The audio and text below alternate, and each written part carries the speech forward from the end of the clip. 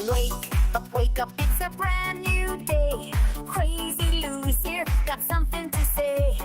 Good morning, gamers, rise and shine. It's time to play, let's have a good time. Morning, gaming community. With Crazy Lou, it's a world of unity. Upbeat and lively, we're feeling so free. In the world of games, we're just meant to be. Brothers come united, eat scene. Crazy Lou is ready, it's a gaming scene. Plume's trading people, orders skin. All recent gaming, go race and pay top bean. Good morning, coming moving. It's a world of unity. Upbeat and lively, we're feeling so free. Wake up, it's a brand new day. Crazy Lou's here, got something to say. Good morning, gamers, rise and shine. It's time to play, let's have a... Initiating launch sequence.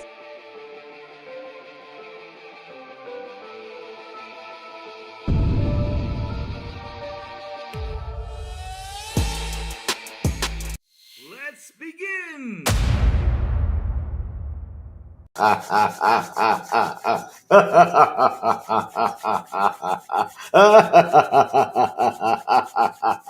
Oh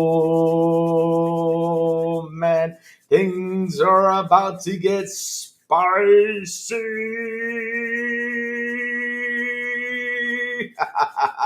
For Friday the 13th, though, man, it's getting super spicy here, huh? But either way, though, good morning, everybody. Also, afternoon, and even the crazy one. Put you up in for an awesome Friday. What's up, everyone? How is everyone doing today, man? Look, I mean, if I could show you guys, everything I have opened up, you'll be like, what? That's insane. I mean, I got like 1, 2, 3, 4, 5, 6, 7, 8, 9, 10, 11, 12. I have like 15 windows open right now. I'm not kidding you, just news about those SIEs, meaning because it is interesting. We also have something that I seriously am scratching my head about it. And I keep on saying this. Why, oh, why, after Xbox has a massive showcase, everything is so well, all of a sudden we gotta come out with the bad news. Oh, Xbox has canceled its handle. Oh, this and that. Why? Why can't y'all wait a week? Wait a week. Wait a week before you all start talking about negative stuff about Xbox. I mean, seriously, I don't understand. Damn it, fuck you. Let me see if I can fix that right now. Let me see right now. Let me see if I can fix that. Because seriously, I keep forgetting. I think I can right now. Hold on. God dang. I keep forgetting that, man. I gotta fix that. Yep, it's fixed now. All right, so now it's fixed. Yes, we got it fixed live. All right. Now can y'all see Crazy Louis Gaming? Let's go. Yes. And fuck you. Thank you for that thumbnail, man. I mean, you make it so quick.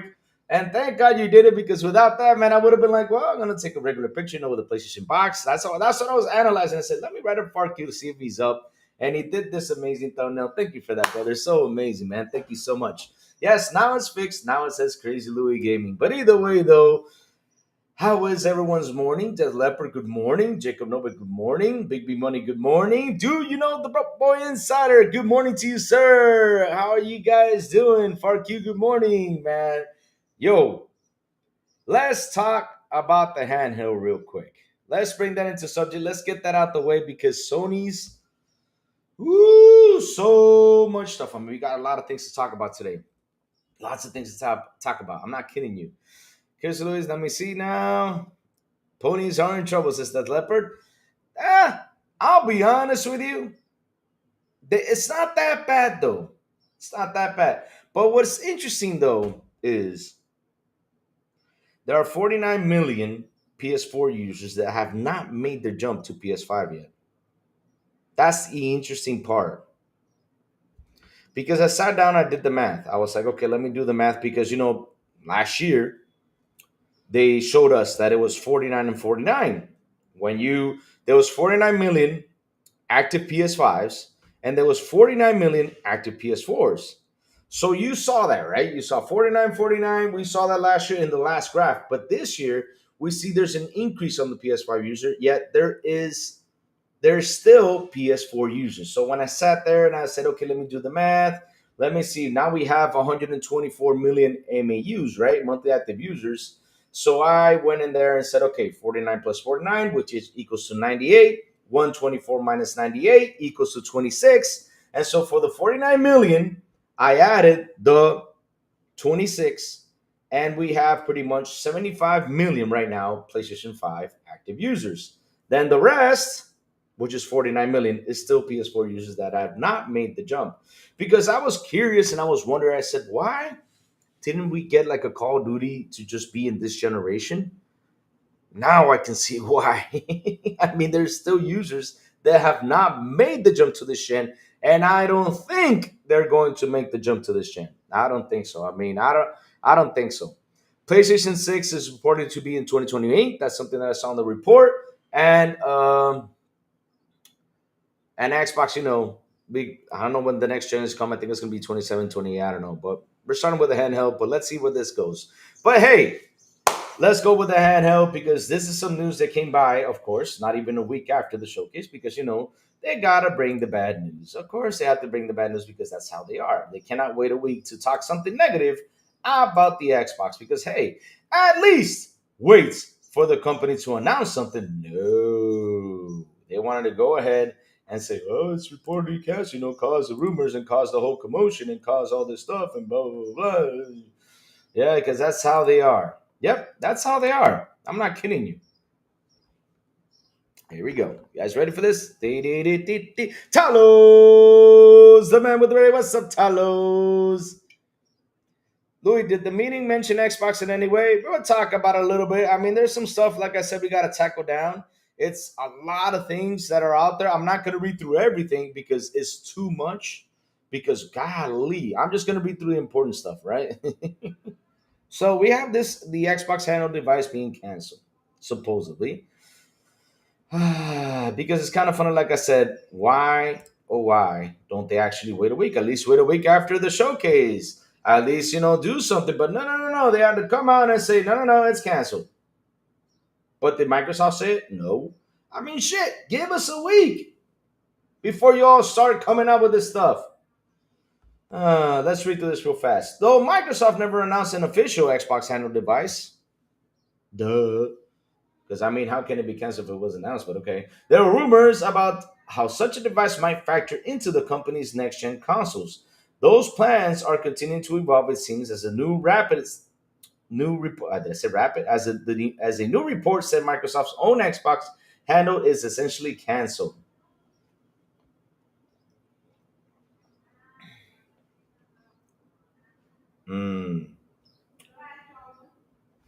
So a report from The Verge, which was Tom Mooring, citing insiders, said such a device is no longer going forward.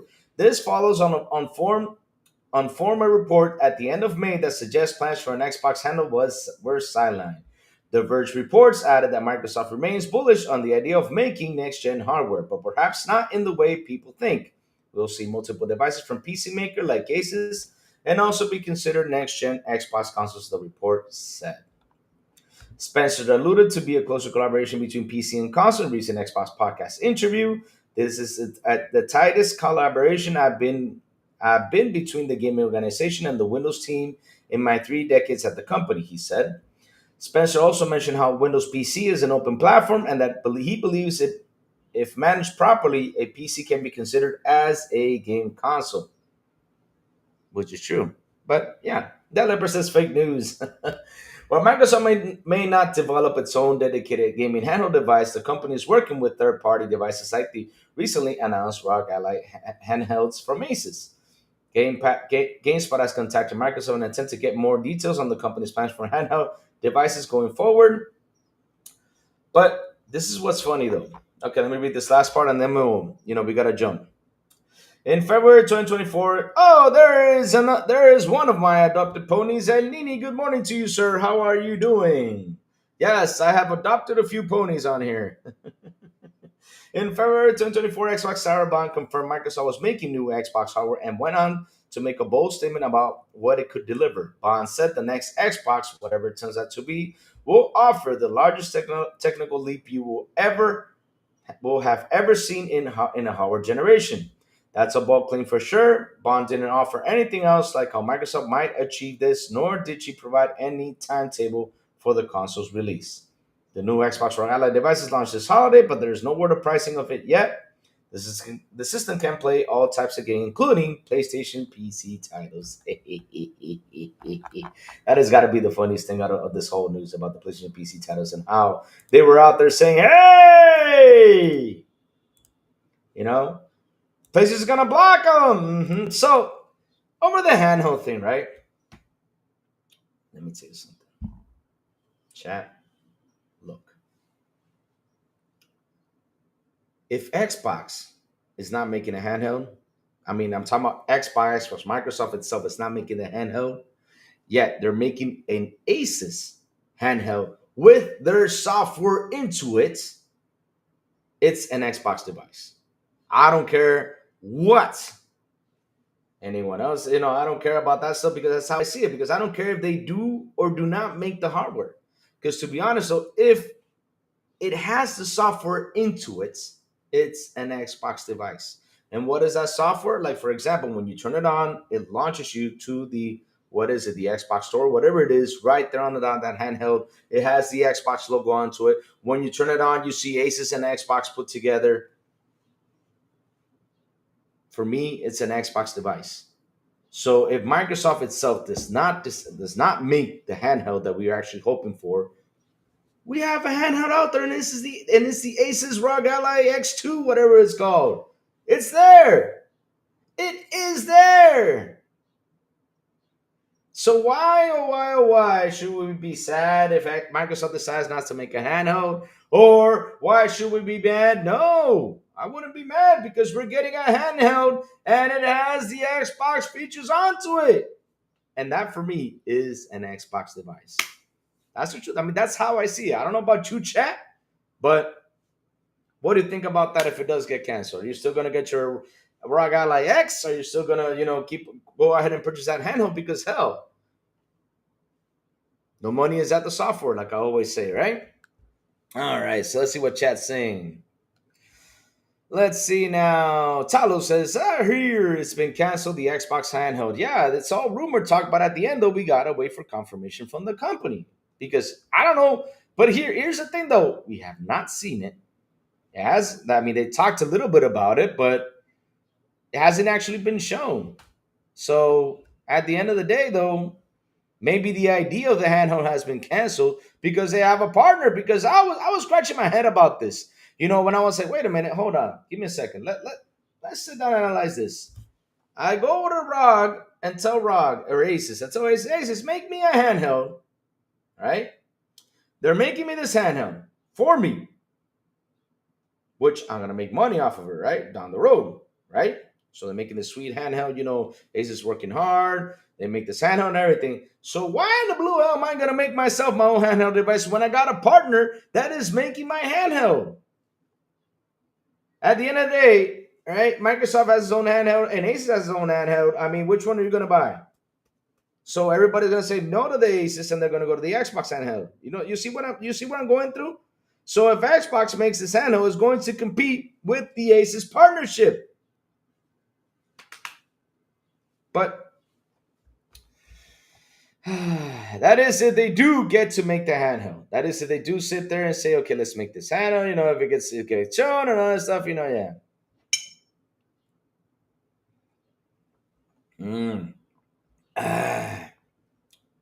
But y'all know where I'm going with this, right? But Louis Field said we were playing with around prototypes of handhelds. So what the fuck? He literally confirmed that they're looking into this. So what the fuck? So what the fuck? He literally confirmed that they are looking into it. So the site lied. So here's the thing, though. One thing is to look into it, and one thing is to put it into projects and you try to say, okay, let's put it out there. Let's see how it goes. Okay, let's go and look into prototypes and everything. But remember, this is a prototype stage thing. Now, if they didn't like what they saw and they sat down and analyzed and said, okay, Asus is making a better hardware than us because they were probably making it. this is a probably thing. They were probably making it, and then they saw the Aces showing their handheld. They're like, man, this is way more better than what we have. Then why the hell should we continue with ours and just let Aces do the handheld? There's nothing wrong with that, because in the end, though, chat, and here's something that is so freaking true. Does Microsoft make money on their hardware? No, they don't. They don't make jack shit on their hardware. They don't. They don't make any money on their hardware. So let the other company make the hardware. Let them make the money, and we'll make the money, with the hardware sales too and the software sales. Of course. That's what matters, right?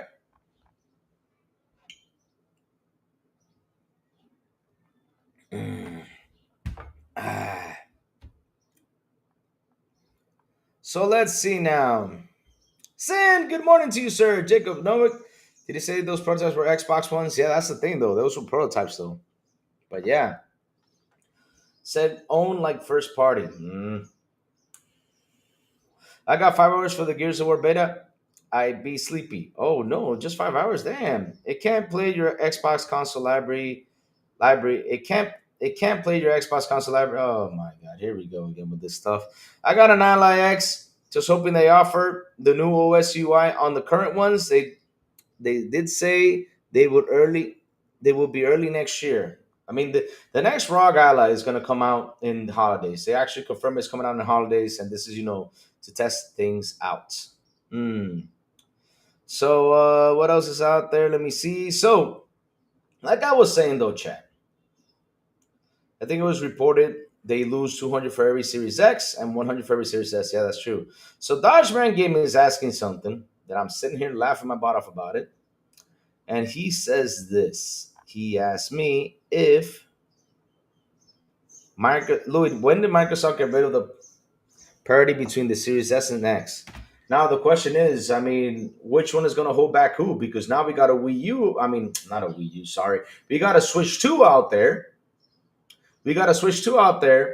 That is getting these third-party games. So the question is, who is holding back who now?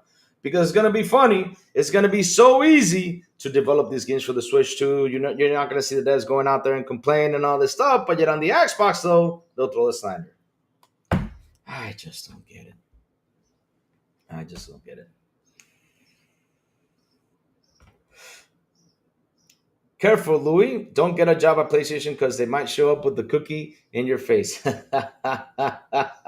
Xbox came out and slapped its screen dick on the Jesus Christ. Damn. Oh, man. Careful, Louis. They might get a job at Sony. They won't hire me because, hell, if they hire me, I'll be fired in 2 seconds.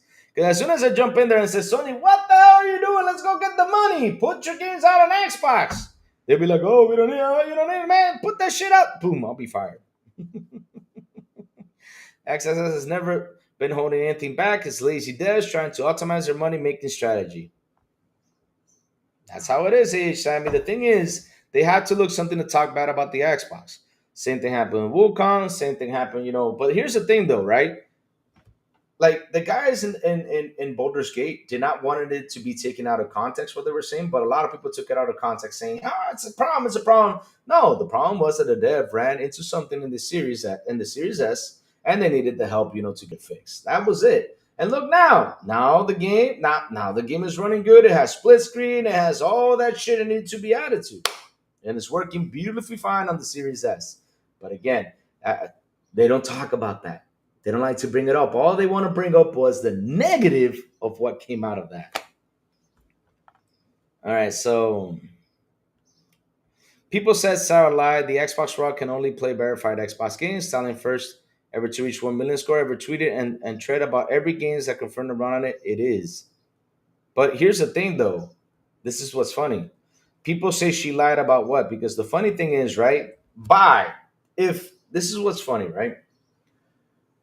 If they are trying to get more titles into the Xbox Anywhere program, right? If they're trying to get as much as they can as the Xbox Anywhere program, right? And if it keeps growing, pretty much everything that we have in the past, right, that we have on Xbox is going to be played on that Xbox. So I don't understand what it mean they lied when that thing is still growing. Right now, there's 1,000+ titles, which was pretty amazing. Before there was like 10 or 20. Now there's 1,000+. and it's gonna keep on growing and growing. Now, all the Xbox games do play on PC, so I don't know what she lied at, but okay. Uh, so what else did you say, Jacob? Because I think I read all three. Sarah Lyon confirmed the Canada 900 games. All right. Sarah technically didn't lie because if Sarah, even if 900, Sarah didn't say the Xbox library, just the Xbox included all PC stores. All right. Good stuff. Good stuff. Good stuff. Faded Blaze. What news did you miss? Well, we were just talking about the handheld being canceled, how they came out with that rumor. And I was telling the chat, what do I think about it? What do I see?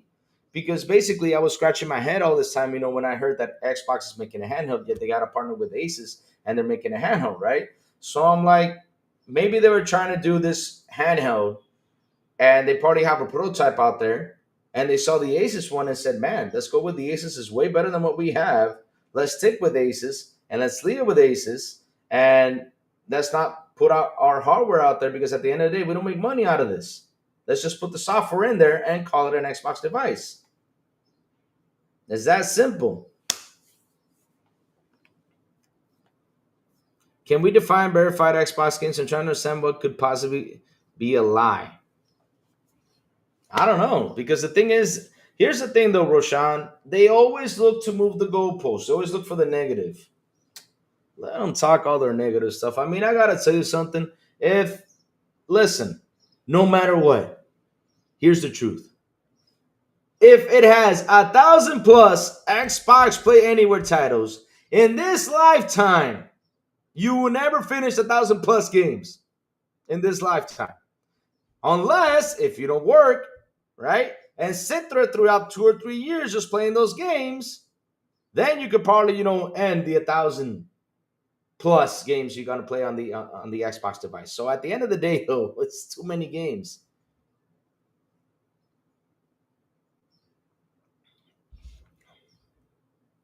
They promised parity between the two. Now it's not. Microsoft lied to all their console gamers. What do they lie about? Because we're playing the games on there. Louis, can it play? I don't have it, bro. How can I answer you this when I don't have it? I don't have it. And not only that, Elnini, remember, they are still porting more and more titles into the Play Anywhere segment. So, yes, they are still working on it. So at the end of the day, if Xbox has 3,000 games in total, they're trying to get those 3,000 games to be Xbox Play Anywhere. They have 1,000 plus.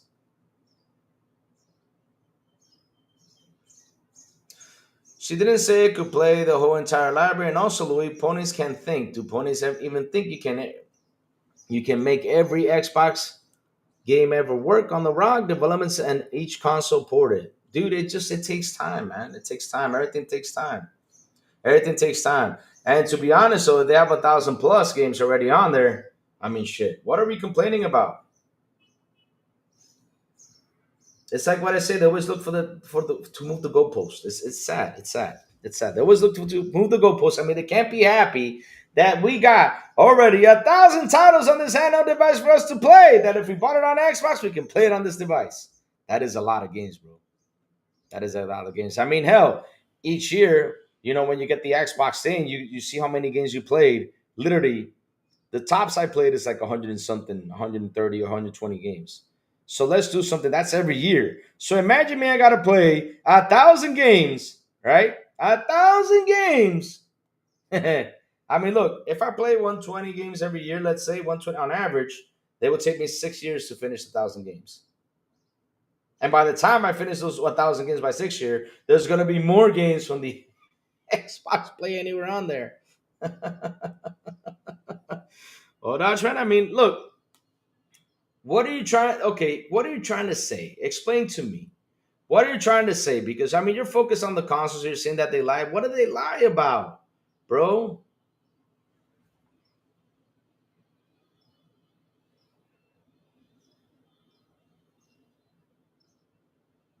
Louis, you can do everything on that handheld now on the ROG Ally. You can do everything pretty much on an Xbox too. I mean, hell, I read an article one day that kids were buying the Series S and using it as laptops for college. Not kidding you. They were buying the screen, they were buying the keyboard and the mouse, and they were using Microsoft 365, and they were doing college work on the Series S. I'm not kidding you. You can do so much stuff with this stuff. Mm. No, you could have bought third party software and it's not play anywhere. Anything in Game Pass will play because both versions are there. Yeah, that's 100%. It depends though. I mean, if they didn't release it for PC, then it's just going to be it's going to be on Xbox. If they did not release it on PC though, but nowadays, dude, everything's coming PC, Xbox, PC, Xbox, PC, Xbox. So yeah.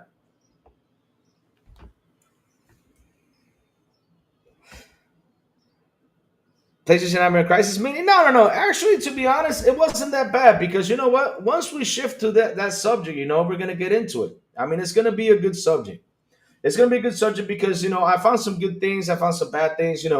But at the end of the day, though, it's interesting to see everything that's going on because I got a lot of things to talk about. I mean, the Sony segment is gonna be long today. I think it's gonna take me like an hour and 30 minutes to get, or 2 hours to get through that because I'm already done with the Xbox thing, the Xbox handle, because now we got to jump into this because hell, I mean, I given you guys my opinion about it. Why should I worry if they do cancel it or not? You can play the first Witcher on Steam, but not on PlayStation, the Xbox or Nintendo console ever, because TGE game was PC only. Yep. And not only that, there's a lot, and there is a lot, and there is a lot of Steam games. I mean, Steam has got like 100,000 games on it.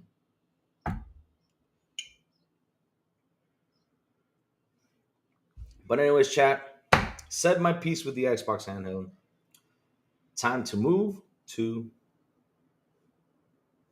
PlayStation's meeting. So, PlayStation did have this meeting, pretty cool stuff, pretty fun stuff. They had this meeting. They were talking about everything that's going on in SIE, what's going to happen, what's coming around. And it's really interesting to see everything that came down to a point, right? I'm so glad they are being held accountable. Let's hope Sony improves. I mean, there's a lot of good, like I said, I found some good things on there. I found some bad things, because, for example, I found a thing about the PlayStation Plus. It's going to increase. Nah, they had this meeting last year. It wasn't a crisis meeting. They had this meeting last year. So they pretty much did the same thing. But the only difference is,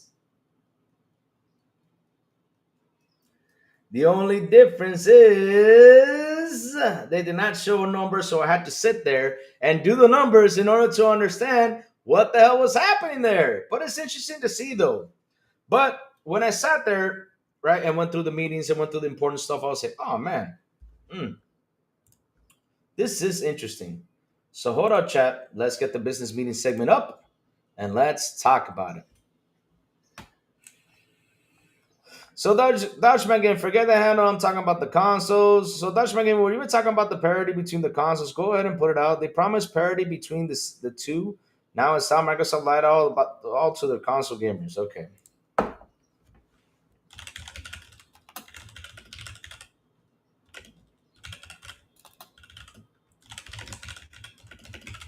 Let me see now. Meaning games. Okay. Yes, Microsoft Xbox initially featured priority between the Xbox Series X and S, meaning the games would generally offer similar experience across both consoles. That meant games will run on both consoles, which is happening. So games are running in both consoles, though the Series X might offer higher resolution and frame rates. However, developers and consumers have grown frustrated with the Series S weaker processing power and impact on game development and releasing schedules. There's only been 2 or 3 that have been having the issues. Because look, it's like what I say though, Chad. And I keep saying about the whole situation between the Xbox Series X and S. And I'll say this again. If there is 1,000 games out there right now developed, and only 5 or 10 of those games had problems out of 1,000 games, then there isn't anything major. It's just a developer needs to get to it and get it to work.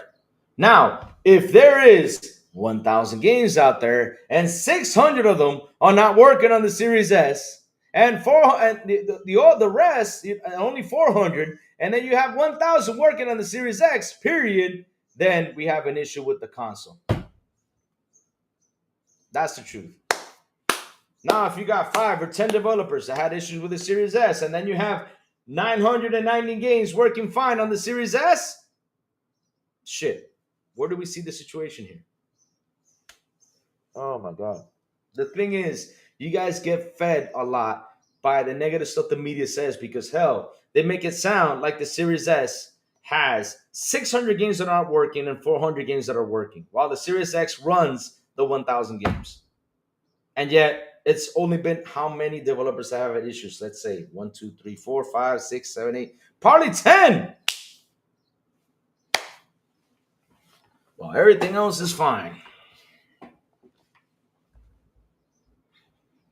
I'm glad that is too, man. I'm glad that's too. So, like I was saying, let's jump into this. I already said my opinion about it. And let's go to the Sony SIE meeting. Get ready for this, chat. You guys are going to love this. Because this is an interesting, let me see where I can find it. Because, man, I have like 150 windows open today. No joke. I mean, let me see. Lots of things to talk about Sony today. No, that's not it. I think this is it. Let's see if I can get this to work. All right, I think I got it. Let me see if I can show it to you guys. Hold on. Oh, crap. Okay, here we go. Okay, got it. All right, guys. Here we go. Game Network Services segment of Sony.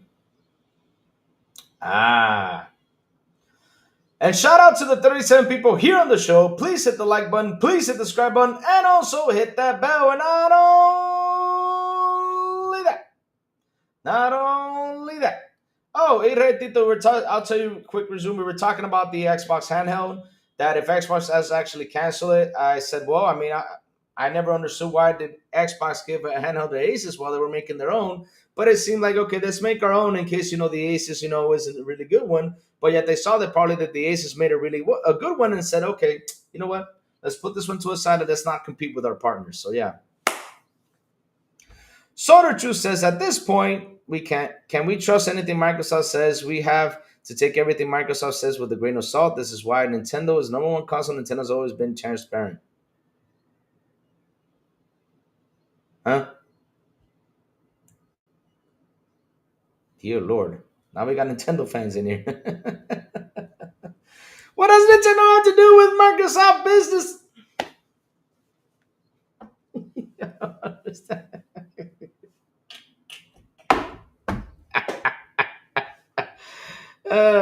Okay. Thanks for the recap. Nothing really. Yeah, it's pretty cool stuff. Dear Lord, because did I mention something about Nintendo? No. Did I say something about Nintendo? No. As a 12-year-old, I love companies that are. Okay. You look. I mean, I don't understand why do you say that Microsoft hasn't been transparent when they've been transparent about everything. They've been telling you guys everything down the line. That the business model has changed.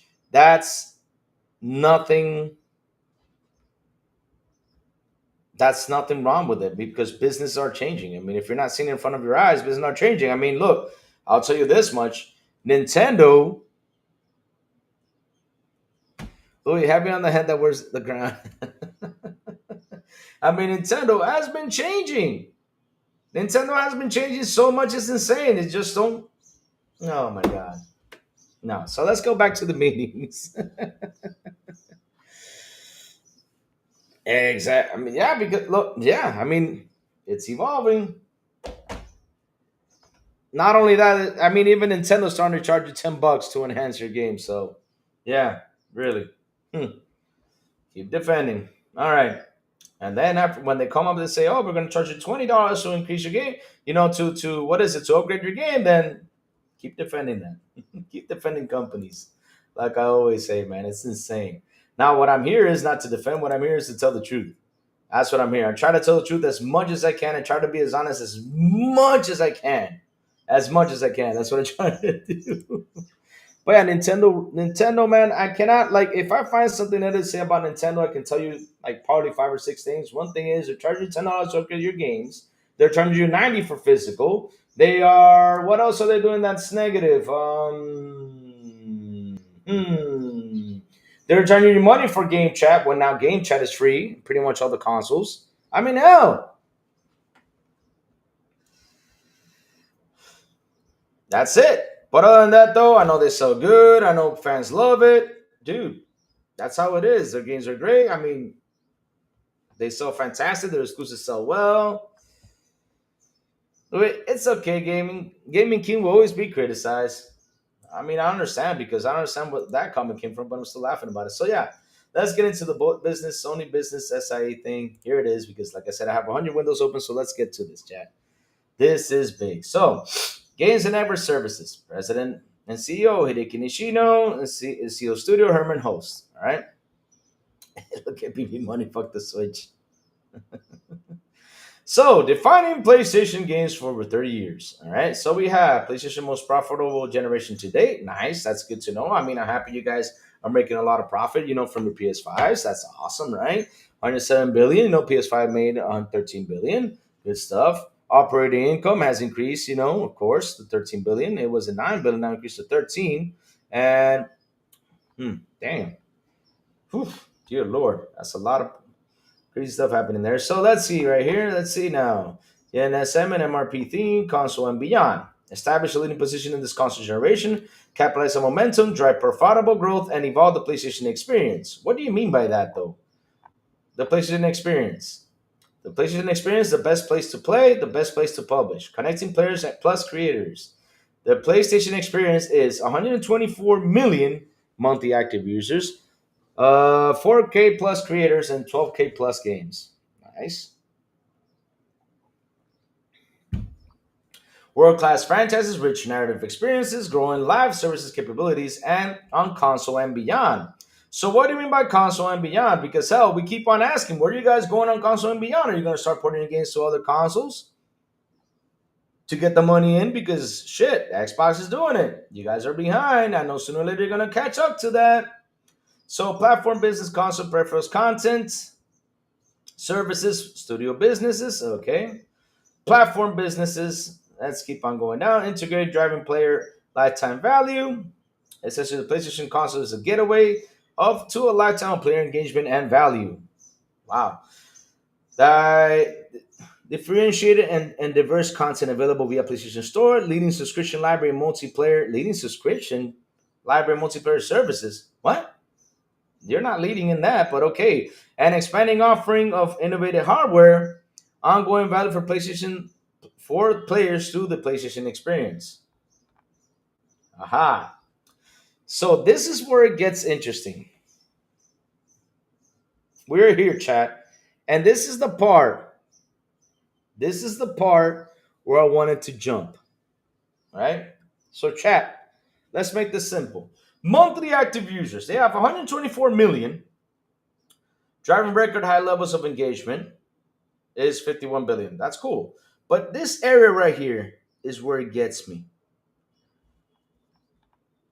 So last time we saw this, we saw that 49 billion, did I say billion? 49 million, sorry, were on PS4 and 49 million were on PS5. So these consoles were and landing, I mean, the monthly active users was at 98. So it's kind of funny that all of a sudden we see an increase of 124 million, and yet they did not tell you what number is exactly on the PS4 and the PS5. But we do see an increase right here. We see an increase of PS5 users. So I went in there and said, okay, let me do the math. And chat, this math is a theory because they did not give you the percentages, but we see that there is growth in the PS5.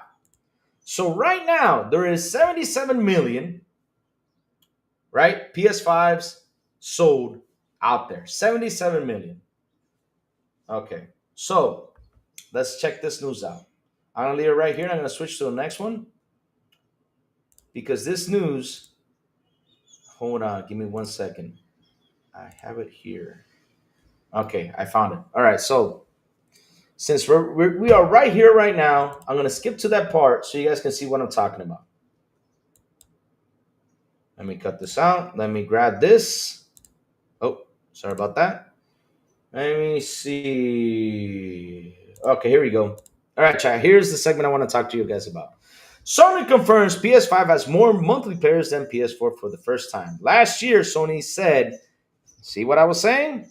PS4 and PS5 users were a 50-50 split. Sony has noted for the first time the more players are using PS5 each month than PS4. All right, so during Sony business segment,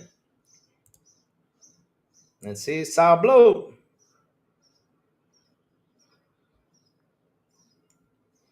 Hold on, I'm not done, Tarnish. You're going to see this.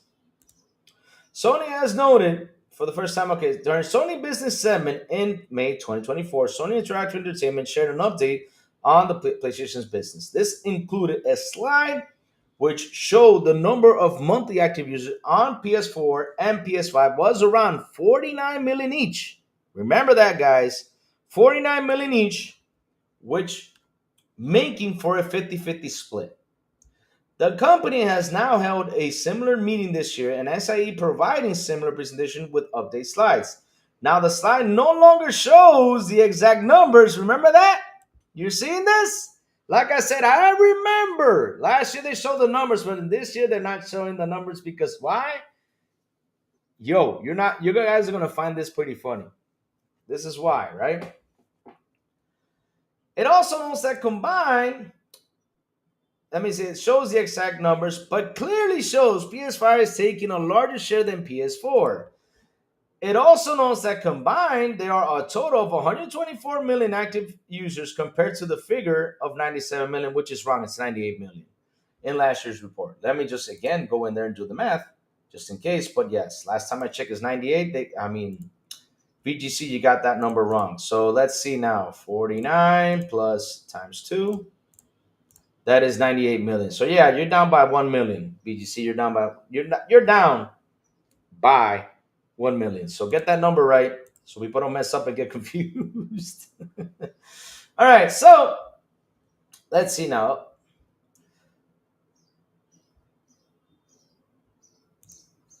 Do you know the boy Lewis with a beautiful and an awesome $2 super chat? He said, and last year, Louis, they also reported PC users. Yeah, kind of funny they didn't do it this year. Because, here's a funny thing. It's growing. It's growing. So, like I was saying, let's do math.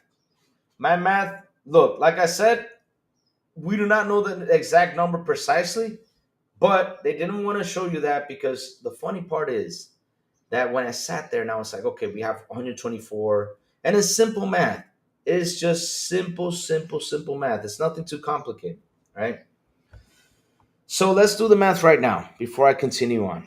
So right now we have 124 million monthly active users, right? And we see there is an increase on the PS5 on the monthly active users. So let's do this math real quick, Chad. You guys are going to enjoy this so much. So I'll do it piece by piece and how I get into that number. So we have 124 million minus 98, right? That tells you the increase. The increase was 26 million active users. So they had an increase of 26 million monthly active users. So check this out. Since the PS5 was an increase, right? I mean, you see that the PS5 monthly active users increase, and it seems like, that people are buying more PS5s now, right? Because it's showing it to you in the chart, right? Before we have 49, now we see there's an increase. So how much was that increase? It's 26 million, right? So let's do this. 49 plus 26. That is 75 million PS5 active users, which is a good number. So from last year to this year, right? It went up to 75. It went 49 to 75. That's pretty good. That's 26 million people that bought the PS5 and are using it at home, pretty much. Then you have the rest, because this is why they did not want to show you the number. So 124 million active users minus 75 that are the PS5s.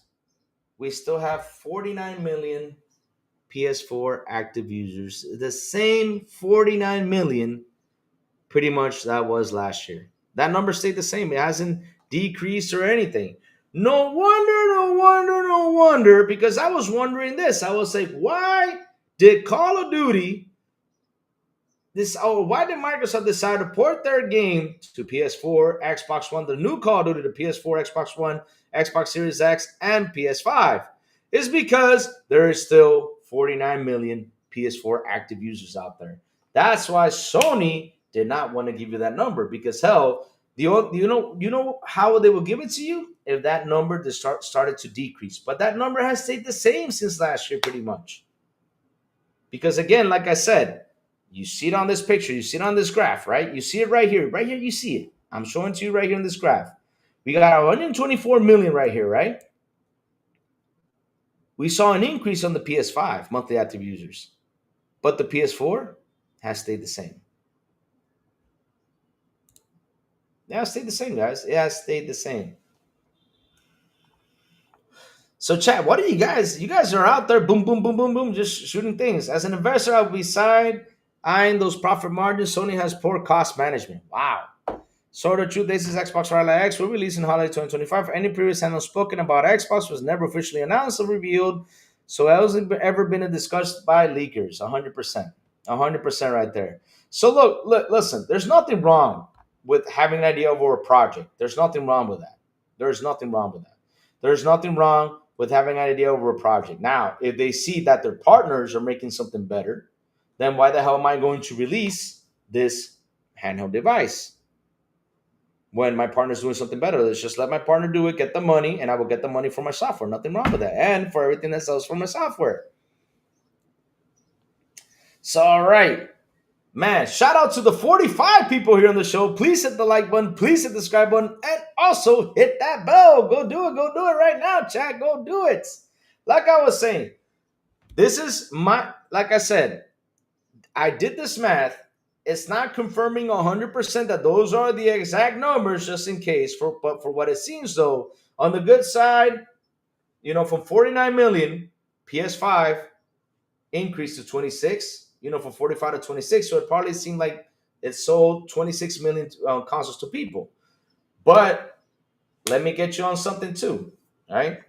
Let's see if that number comes up right here.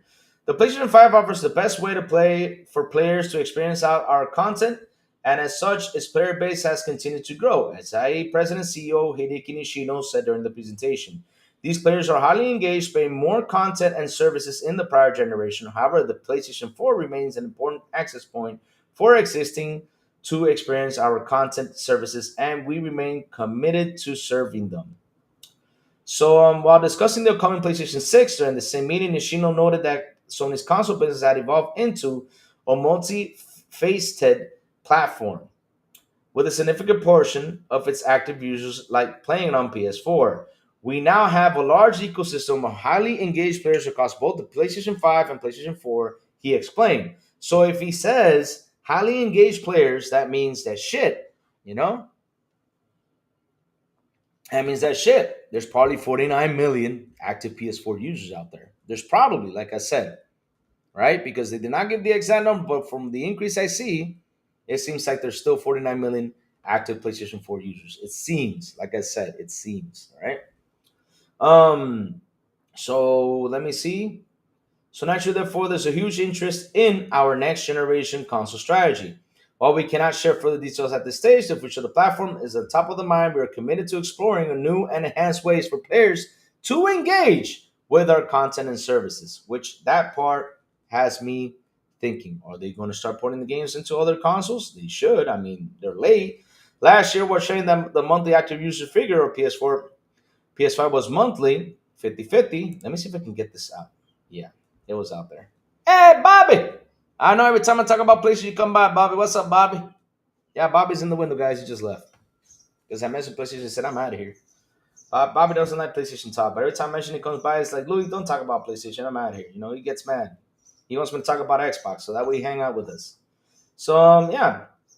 Hold on, let's keep reading. Where is this? Oh, Where is this window now? Oh, my God. So much windows. All right, here we go. So, wait up a second. What is this one? Oh, did it switch? Oh, my bad. Sorry about that. All right, here we go. So as you can see, the PlayStation 5 user base has continued to grow significantly, driving the half of the monthly active consoles. He said at the time, while the PlayStation 4 is still an important part of our business, our PlayStation 5 players are even more engaged in the previous generation than expected. Hold on. Did they show the graph from last year? Let me see if we can get it. Here, there it is. There it is. We found it. We found it. So, like I said, though, all right, let's see if they show it right here. There it is. Monthly active view consoles. Let's zoom in. See what I was saying, chat? I was there. Oh, it's 97 million. Did Sony get that wrong too? Because if it's, hold on. Yeah, Sony even got that number wrong too. God damn. Sony doesn't even know how to do math. Hi, yeah, yeah, yeah, yeah, yeah, yeah, yeah, yeah, yeah, yeah, yeah, yeah, yeah, yeah, yeah, yeah. Chat, do me a favor. Multiply 49 times 2. Give me the answer. I'm not even going to do it. You guys do it. You guys do it. What is 49 times 2? If it's 50-50, what is 49 times 2? Sony can't even do the math. Look at this. This is from their chart. Are you guys seeing this? I'm not. Oh my God! No, this can't be true. No, no, no, no, no, no, no, no, no, no, no, no, no. I'm sorry. No, no, no. This can't be true. This just cannot be true. Sony, you don't even know.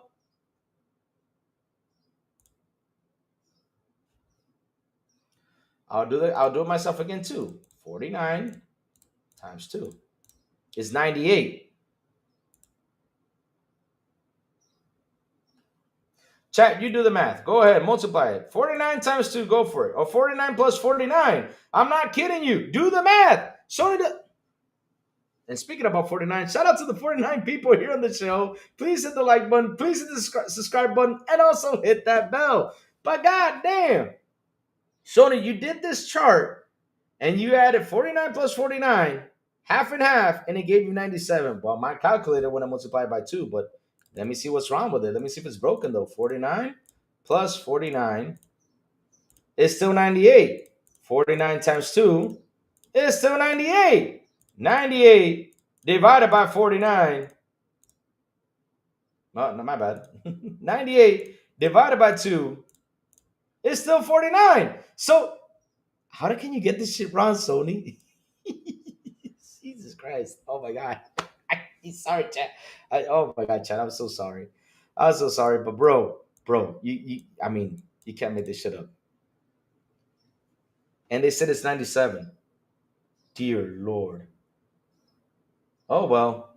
At least my math is correct though. Dear Lord.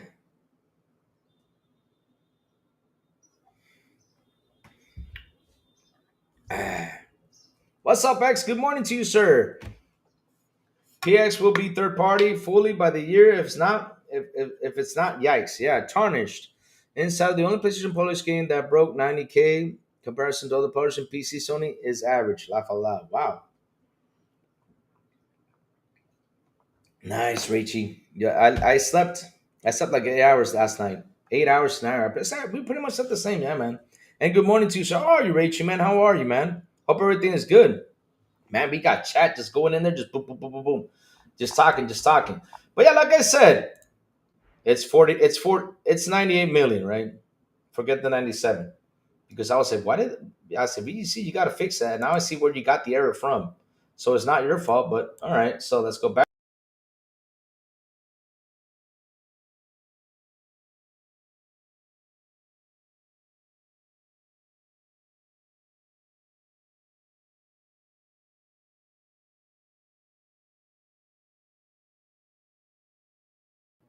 Sorry, chat. I accidentally kicked myself out. Sorry about that, chat. Sorry, sorry, sorry. I accidentally kicked myself out because I have so many windows open. Ah, yeah. Sorry, sorry, sorry, chat. Sorry. That was a quick one. Sorry. Sorry, sorry. Oh my God. 52 people here in here. My God. Please hit the like button. Please hit the subscribe button. And also hit that bell. Jesus, we're actually skyrocketing in numbers today, man. Oh man, this is awesome, guys. This is awesome. This is awesome. This is awesome. The ponies got Louis. I'm back. I'm back. I'm back. I'm back. I'm back. I'm back. I'm back. I'm back. I'm back. I'm back. I'm back. Sorry about that. I'm back. I'm back. I'm back. So let me put this again on the screen. Sorry about that because I'm handling too many things today. It's crazy. So like I was saying though, right? Hold on. Let me add it to the screen. I accidentally hit back where I wasn't supposed to, but okay, we got this. We got this. We got this, Chad. We got this. So like I was saying though, right? This is interesting because in the end though, that's why they did not want to provide those numbers, right? They did not want to provide those numbers because you're going to see that there's still, all right, fix it. There's still PS4 users out there that have not gone to PS5. There's 49 million. So that's why they did not want to show you that number. Pretty smart on their side, though. Pretty smart, huh? Yeah. So let's see what chat's saying. Let's read what chat's saying. So Jake Nova says, Looney, Herman Holmes even commented on Xbox multiplayer strategy, and he said, in short, I would say it's good, but we will still do our strategy by IMO. I think this is going multiplayer sooner than we think. Yep. I mean, I'll be honest with you. There's nothing. Here's the thing, though. There is nothing wrong with going multiplayer. I keep saying this. There's nothing wrong with it. They need to get that money in. That means more money for you guys. Go for it. Go for it. Let's do this. Let's do this, man. Let's do this. My God, I understand why people get mad about that. But they want to keep exclusivity. So now, like I said, Chad, if we do the math, simple and easy. There's 75 million PS5s, monthly active users. 75 million monthly active users. And there's still 49 million active PS4 users. That's it.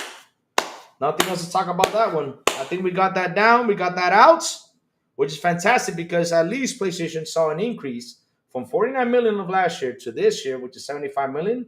So we can say there is a total of 75 million PS5 console owners. Like I said, I found some good stuff. I found some bad stuff. But when that year ended, right, I think they were sitting at 58 million.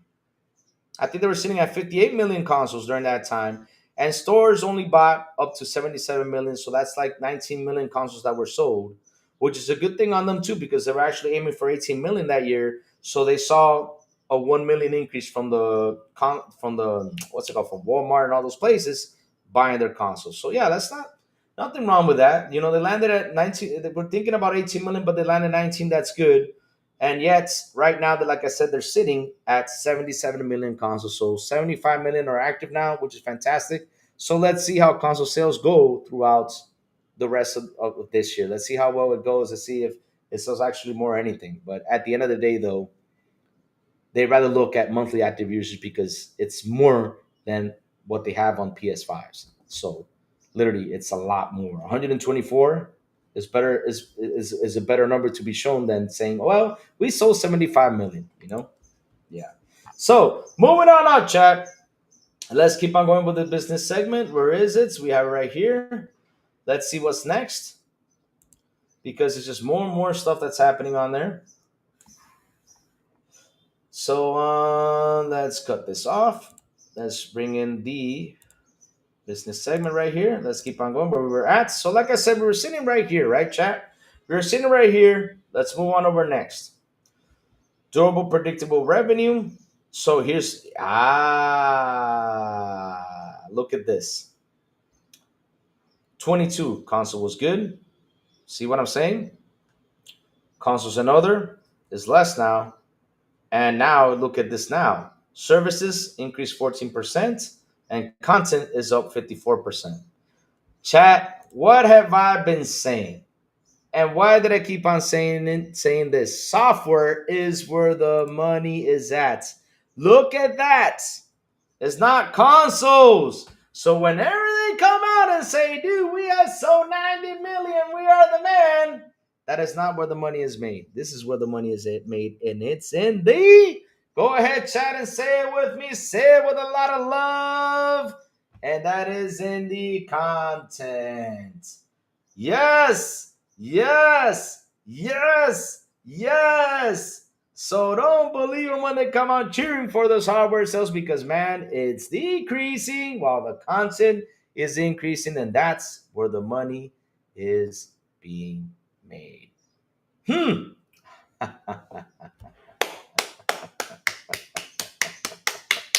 This is where it gets kind of fun, right? Consistent base of ongoing major franchises and high potential partnerships. Stable base of revenue from major franchise titles with a large share of ongoing content. EA Sports, FC, Roblox, Call of Duty, NBA 2K, EA Play, Fortnite, Genshin Impact, College Football, Grand Theft Auto 5, and Ubisoft Plus. Wow. Wow. Diverse catalog, best class and commerce experience that supports breakout hits. Wow. Look at that. I don't know why Minecraft isn't there, but damn, Minecraft should be on that list. But okay. You didn't want to add it because, if we did add it, we'll be, grabbing that and be like, yeah, it's fire. Oh, man. PlayStation Plus, compelling and profitable services, evolving value proposition, and increased awareness. Content discovery, curated hub, and personalization PlayStation lifecycle, managed content value. So, Essential is still big. 38% subscribe to PlayStation Plus Premium and Extra. Wow, that's small. It should be 50-50, but shit, you guys don't offer that much of good stuff. That shit should be 50-50. But okay. All right. Peripherals enhancing the PlayStation experience, experiencing content in bespoke ways. All right, let me see. Personalization experience, all this stuff. Already saw that. Platform business operational excellence, supply chain, geographically diverse operation footprint. Let me see what else is out there that should be interesting. All right, there you go. We're back to this again. Capitalize on momentum to drive profitable growth and evolve PlayStation experience. Build a strong multi-device ecosystem. Continue to drive record levels of engagement and spend per device. Drive consistent revenue from content, services, and peripherals. Manage cost structure and invest key innovation and growth areas. Yep. I mean, shit. You got to look for that, right? How do you do that? By putting your content everywhere. Dear Lord. Let me see. Studio business showcases the PlayStation experience. Creative leadership and consistent delivery. Live service build foundation and strengthen capabilities. Grow IP into powerhouse franchises in gaming and beyond. So global, let me complement your capabilities. Oh Lord. So live service games we have San Diego Studio Haven, Team LFG, and Bungie. Evolving modes in generate, co-development support. Oh Lord. Single player creative leadership, consistent delivery. Wow, this is what you guys have developed in single player games. Horizon GT7, God of War, Spider-Man 2, Astrobot, Ghost of Your Toy, Death Stranding 2, Intergalactic and Wolverine.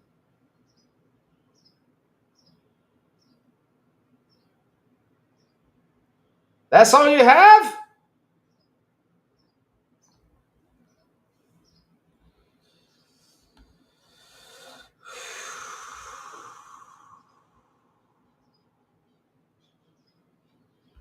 Establishing performance successful live service titles. FY21, FY22, 23, 24, 25 are coming. Fair Games is upcoming. Marathon, Helldivers 2, Destiny 2, and the show. Okay. Day and date releases on PlayStation PC. Multi award 3.6 monthly active users. Strong early engagement from Bungie's bold and innovative new title. Well, people are talking negative about that. Let's see how that goes. With potential to enduring franchises developing IP. As starting to send the franchises. New audience and Formax experiences. Twisted Metal. Second season of hit action comedy series premiering in July for a strong start for the returning winning award 5.3 million. Okay, all right. So yeah.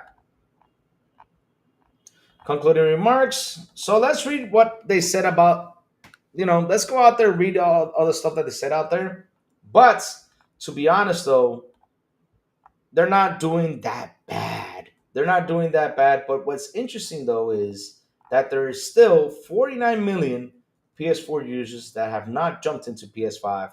And I don't think that for this generation,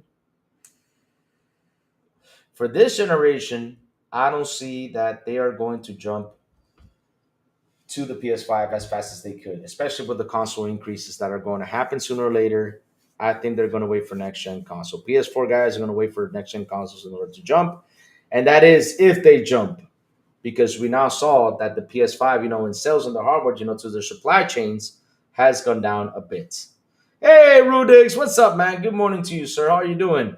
Do you know the boy Lewis with a beautiful and awesome $5 super chat says, wait, Death Stranding 2 isn't a PlayStation game, it's a Kojima game with a PlayStation logo on. It's on it. I'm using the argument ponies use for the Xbox Ally.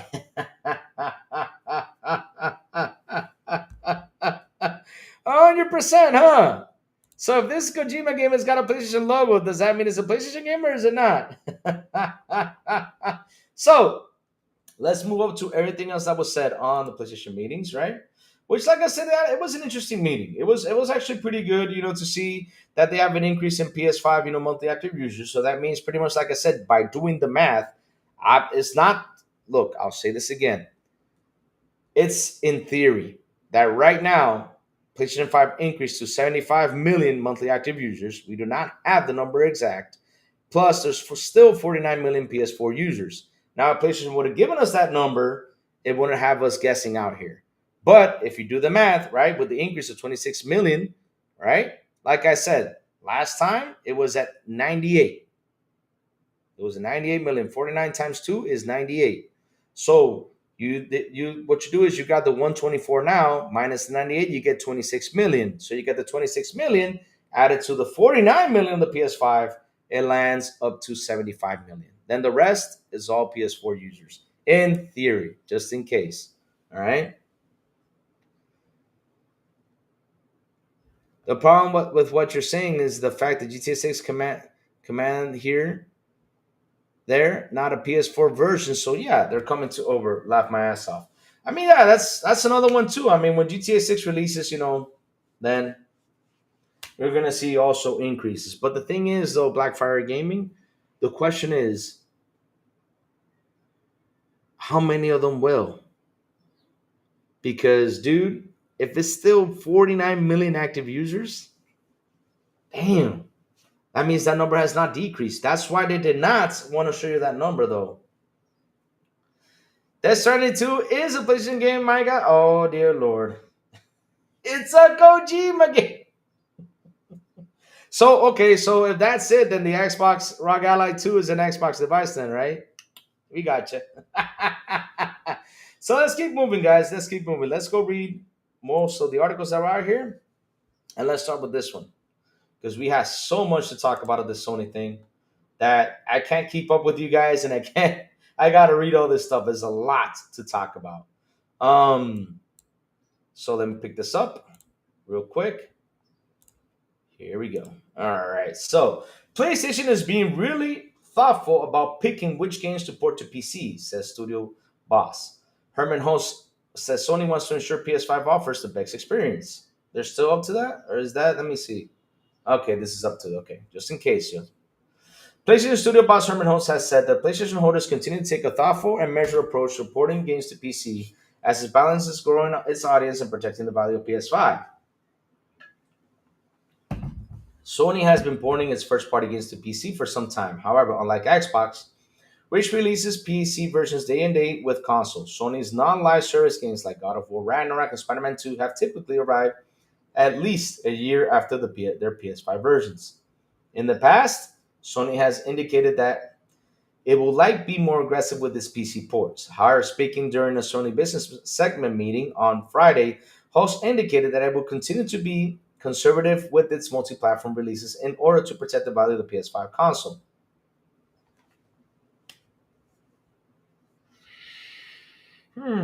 They're still going for that, but okay.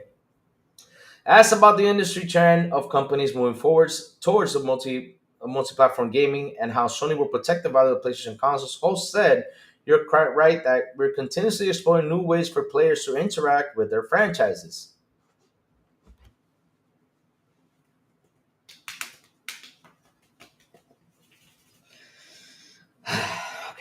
It's important to realize that we're really thoughtful about bringing out franchises off consoles to reach new audiences, and that we're taking a very measured, very deliberate approach in doing that, particularly on the single player side. Our tentpole titles, they're such a differentiator. Why? It's funny that they keep on saying that their exclusives are the seller of the PlayStation when we know it was Call of Duty. Stop saying that!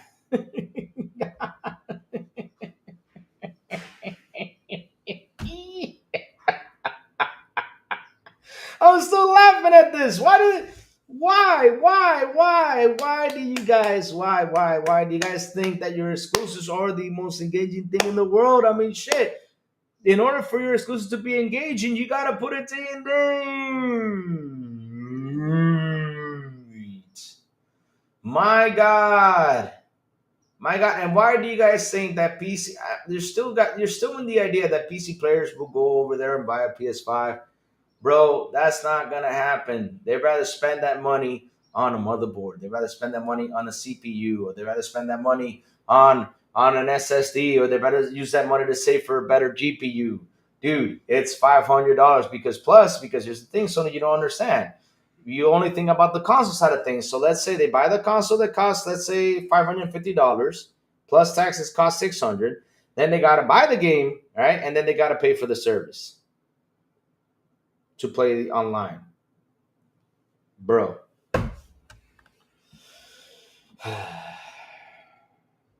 He added, the point of differentiation, as to say, for the PlayStation console is that it showcases the performance and the quality of the hardware. So we want to ensure that players get the best experience from these titles. We're very thoughtful about how we bring these titles to other platforms. Sony Interactive Entertainment Hideki Nishino said the platform owner will continue to monitor players' patterns and behaviors to ensure that we serve them appropriately. The executive was also asked about Microsoft pivot to multi-platform release and if he thought it was a good thing. We think the competition in the business is healthy and pushes us to innovate, he replied. There are multiple participants who together drive the overall gaming industry, and while there are new engagement models being explored, we ultimately think this is a good thing. Oh, so you guys think the multi-platform thing is good then? However, as I mentioned earlier, we are confident and committed to our current strategy, and there isn't any urgent need for us to pivot. Oh, okay, all right. Oh, dear Lord. NS Paul, what's up? Good morning to you, sir. PS4 bundle, PS5 BO6 bundle for $400. That's good. Go ahead and purchase it. All right. Oh, wow. We got haters in here. Damn. Let's see. Sony makes great games. There are few and far between, but great titles for sure in the majority of titles they launch. I mean, dude, look, I'm not saying their games are bad, Rudix. I never said their games are bad, well, except for Horizon, because that's a personal opinion. I cannot stand Horizon. No.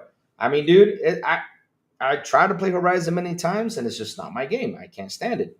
I tried it so many times, I find it boring. But that's my personal opinion. Not trying to diss the game or anything. Again, it's a personal opinion.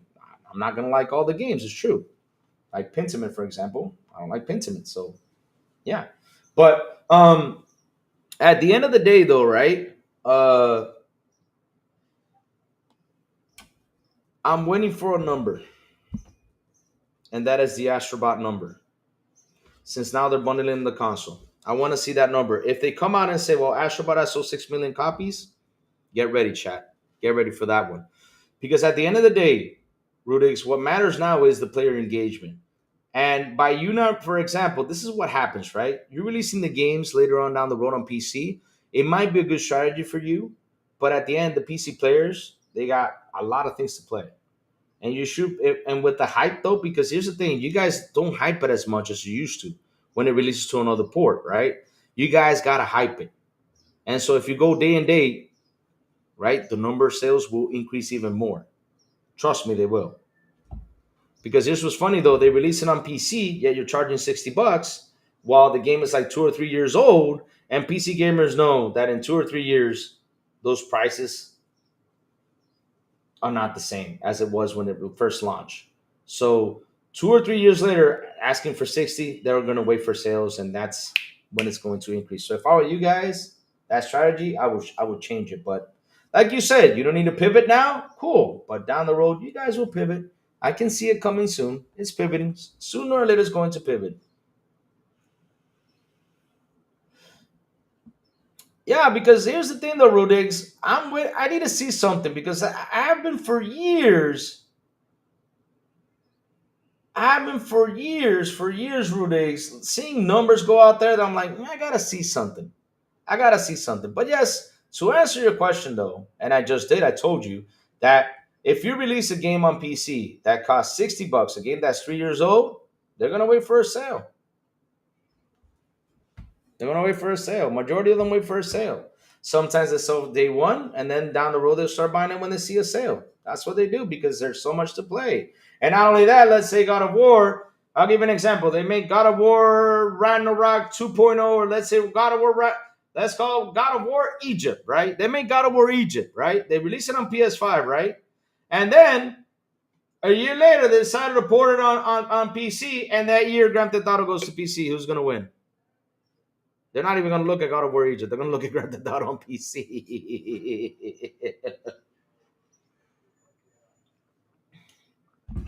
Yeah, they are, which sucks. And look how much it sold. It sold like what, 1 million copies? Some of those guys are going to wait for a sale.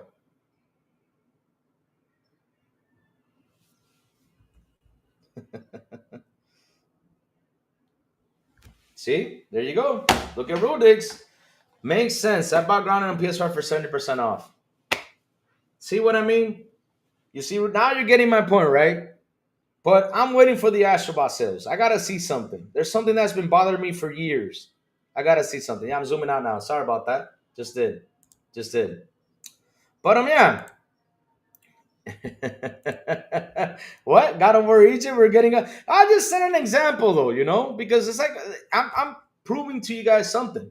God of War Egypt, let's say, comes out next year, right? And listen, just in case you PlayStation fans jump in here, there is no God of War Egypt being made, okay? I'm making this one up, all right? So God of War Egypt comes out next year. Let's say in January, day one, boom, PS5 only. Everybody's hyped for it. Yes, all right, let's go buy it. Then let's say a year later, 2 years later, 3 years later, they release it on PC, but yet Grand Theft Auto is releasing the same day, or another big game is releasing the same day. What do you think is going to happen to it? People are like, wait a minute, why am I going to buy this? There's another thing to play. Brand new, fresh out of the market. Bloom, I'll just wait for, a while for it to get it on sale. Release it the same day. Get that money in. Because you're hyping it, because of course you're getting on the PS5. You got the ultimate hype. For PC ports, you just announced on the PlayStation Showcase, that's it. And that's it. You just announced on the PS Showcase saying, okay, it's coming out. Yeah, okay, it's coming out. You're probably doing another one and that's it. But yeah, god damn.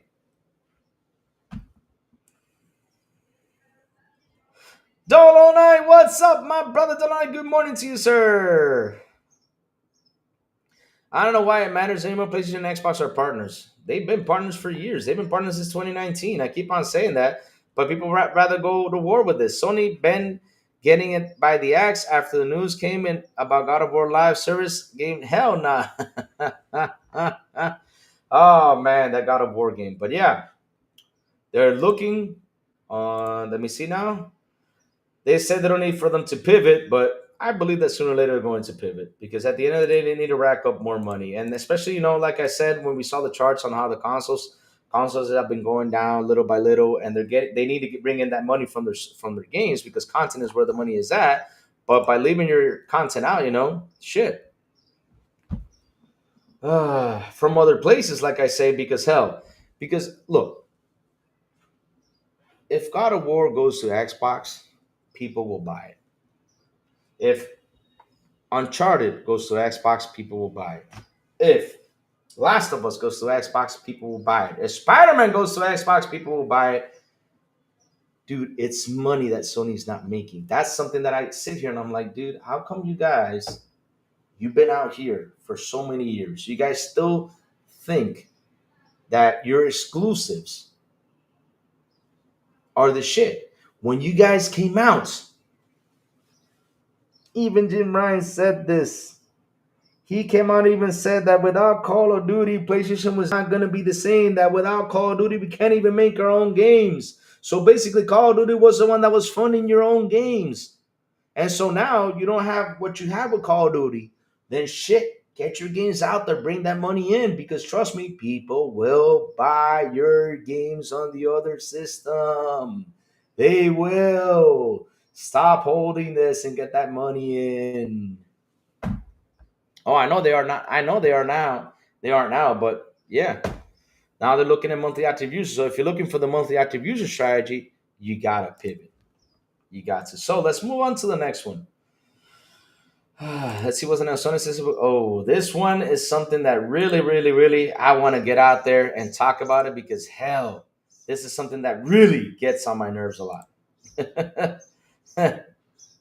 And this is it. Because man, if I see a price increase on this, hell no. Hell no. Let's stop the screen share. Let's get the screen on here. And that is right here. This one's interesting. Louis, listen, when the Xbox Rock release, the I could see Sony State the more PC port of theirs were bought because of the Steam Xbox Rock. Oh, you'll see that those numbers are going to increase, bro, because a lot of people will be like, "Oh, I can play your games on this device." Trust me, they will do that. Knowing them, just to get the heat, just to get the trending going and everything, they will do that.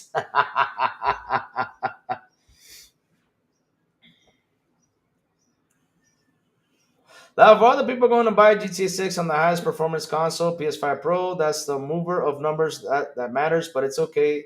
Just enjoy the games. I hope so. I mean, shit. I hope so. I hope so, that I hope so that the PS5 Pro sells. I hope that they actually can sell more because it's coming over there and everything. Let's see. But Rudigs, remember one thing: we still have not seen the increase of the PS5 console prices, which they said they will increase it down the road. We still have not seen it because right now they're in sales. Which is a cool thing because hell, why not do sales, drop the prices, right? For people to go ahead and buy your consoles, but we still have not seen that though. So let's stick to this one. Sony says it will continue to adjust PS Plus pricing as more players choose higher tiers. CEO Hideki Nishino says subscribers are increasingly choosing higher tiers despite price increases. Sony Interactive CEO says PlayStation Plus prices will continue to change, noting that subscribers continue to opt for higher tiers despite price hikes. In the latest business segment meeting, Sony noted that in financial years 22, 23, and 24, the percentage of PlayStation Plus subscribers on higher tiers has continued to grow. Subscribers are increasingly choosing our premium and extra tiers, which now represent approximately 38% of the total subscribers, and it should be 50-50. I'm sorry. You guys better do something. SIE President and CEO Hideki Nishino said during the presentation. This was supported with a chart showing that while 17% of PS Plus subscribers were on the premium and 13% were on extra, FY 2022, this had increased to 22% and 60% respectively by FY 2024.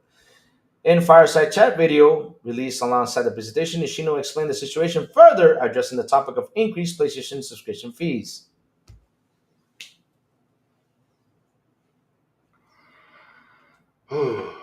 Okay. PlayStation Plus is highly valued by our players and continues to drive engagement, he said. We're already seeing the trend toward the option of higher tiers within our services, evidenced by the subscriber mix we achieved in FY 2024, where approximately 38% of players are now subscribed to PlayStation Plus Premium and Extra tiers. This this is even after the global price increase we implemented in FY 2023 and more recently the local prices in selected countries to improve our pricing strategy across certain market clusters and also to account for foreign exchange movements. Wow.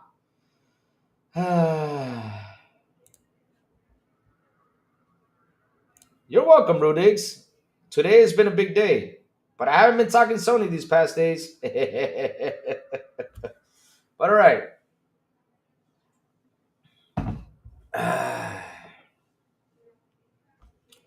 These price increases were partly a result of increasing value we bring to the players, though the quality and diversity of content we continue to add, as well as investment in the features to improve the service further, such as player personalization and enhanced content discovery. The PlayStation service offers great value for our players, and we will continue to add more value and adjust our pricing strategy in a dynamic way to maximize profitability. Hmm. In September 2023, Sony increased 12-month PlayStation Plus subscription prices by as much as 35% in some regions, with the premium tier increasing from 119 per year to 160 per year. Defending the decision at the time, Sony Interactive Entertainment Senior Vice President and Head of Global Marketing Eric Lampel said, like practically everything else in the world, we had to look at our pricing and we had to adjust to market conditions. So we will get a price increase in PS Plus soon. Again, I'm happy to say, unlike a lot of other subscription services out there, we haven't touched the PlayStation Plus pricing for 85% of the world in many years. So this was the first time we did something there, which you guys will touch it again, it seems, because you guys are saying it now, right? It wasn't to be last, however, in 2025, PS Plus prices increased again in Canada, meaning premium subscription had previously cost 140 and then increased to 2023 at 189, had risen even further to 2024. Yes, I did, sir. I covered that this earlier this week. I covered that Band Studios laid off.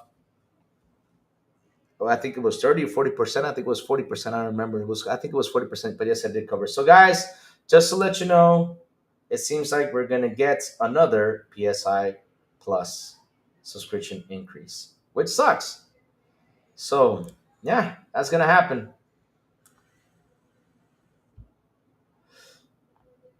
Which is gonna happen.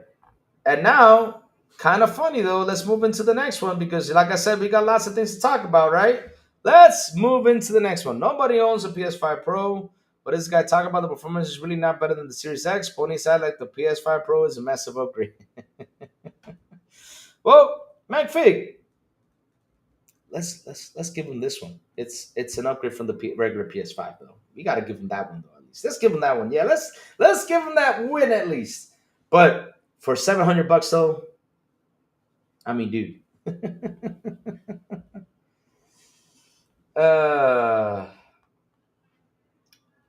I think they did. I think IGN did. I think they did though. They did say something. Now, like I said, I got two more left, guys, and then we'll sit down and talk about this in general, right?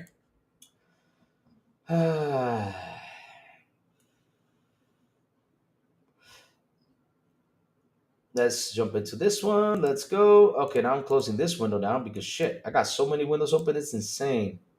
Let's close this down. Let's close this down. All right, good. Now, simpler. I already closed several windows now. So let's close this one down. All right, so let's move up to the next one because, man, we got a lot. Like, ooh, damn. All right. Let's go to the next one, guys.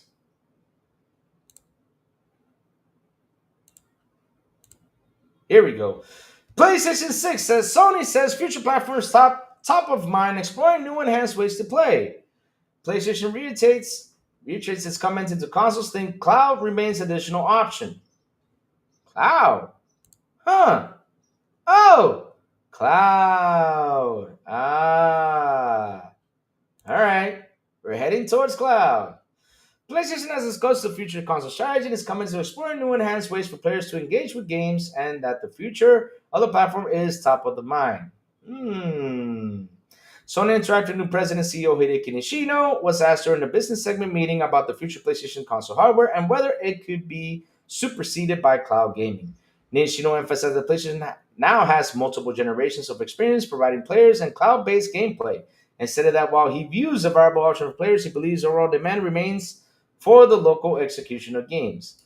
Cloud streaming is progressing well from a technical standpoint, as we have demonstrated with our offerings, but end-to-end network stability is not in our control, Nishino said. At their higher cost per playtime compared to the traditional console model remains a challenge. Cloud gaming is increasingly providing an additional option for players to access content, but our belief is that majority of players continue to want to experience gaming through local execution throughout dependency on network conditions, and PS5 and PS5 Pro have validated this thesis, I believe.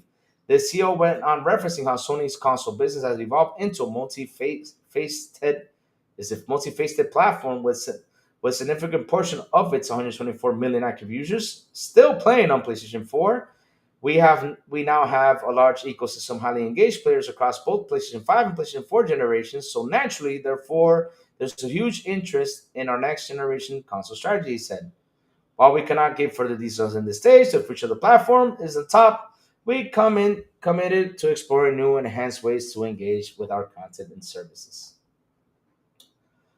Oh, Lord, more stuff to read. No, man. Oh, Lord. According to documents published as part of the court battle of Microsoft Activision Activision, so the Sony doesn't expect it to launch into next generation until 2028. At the earliest, Sony has reportedly contracted AMD to design the fabricated PlayStation 6 chip due to the company's prioritization on backwards compatibility. Damn.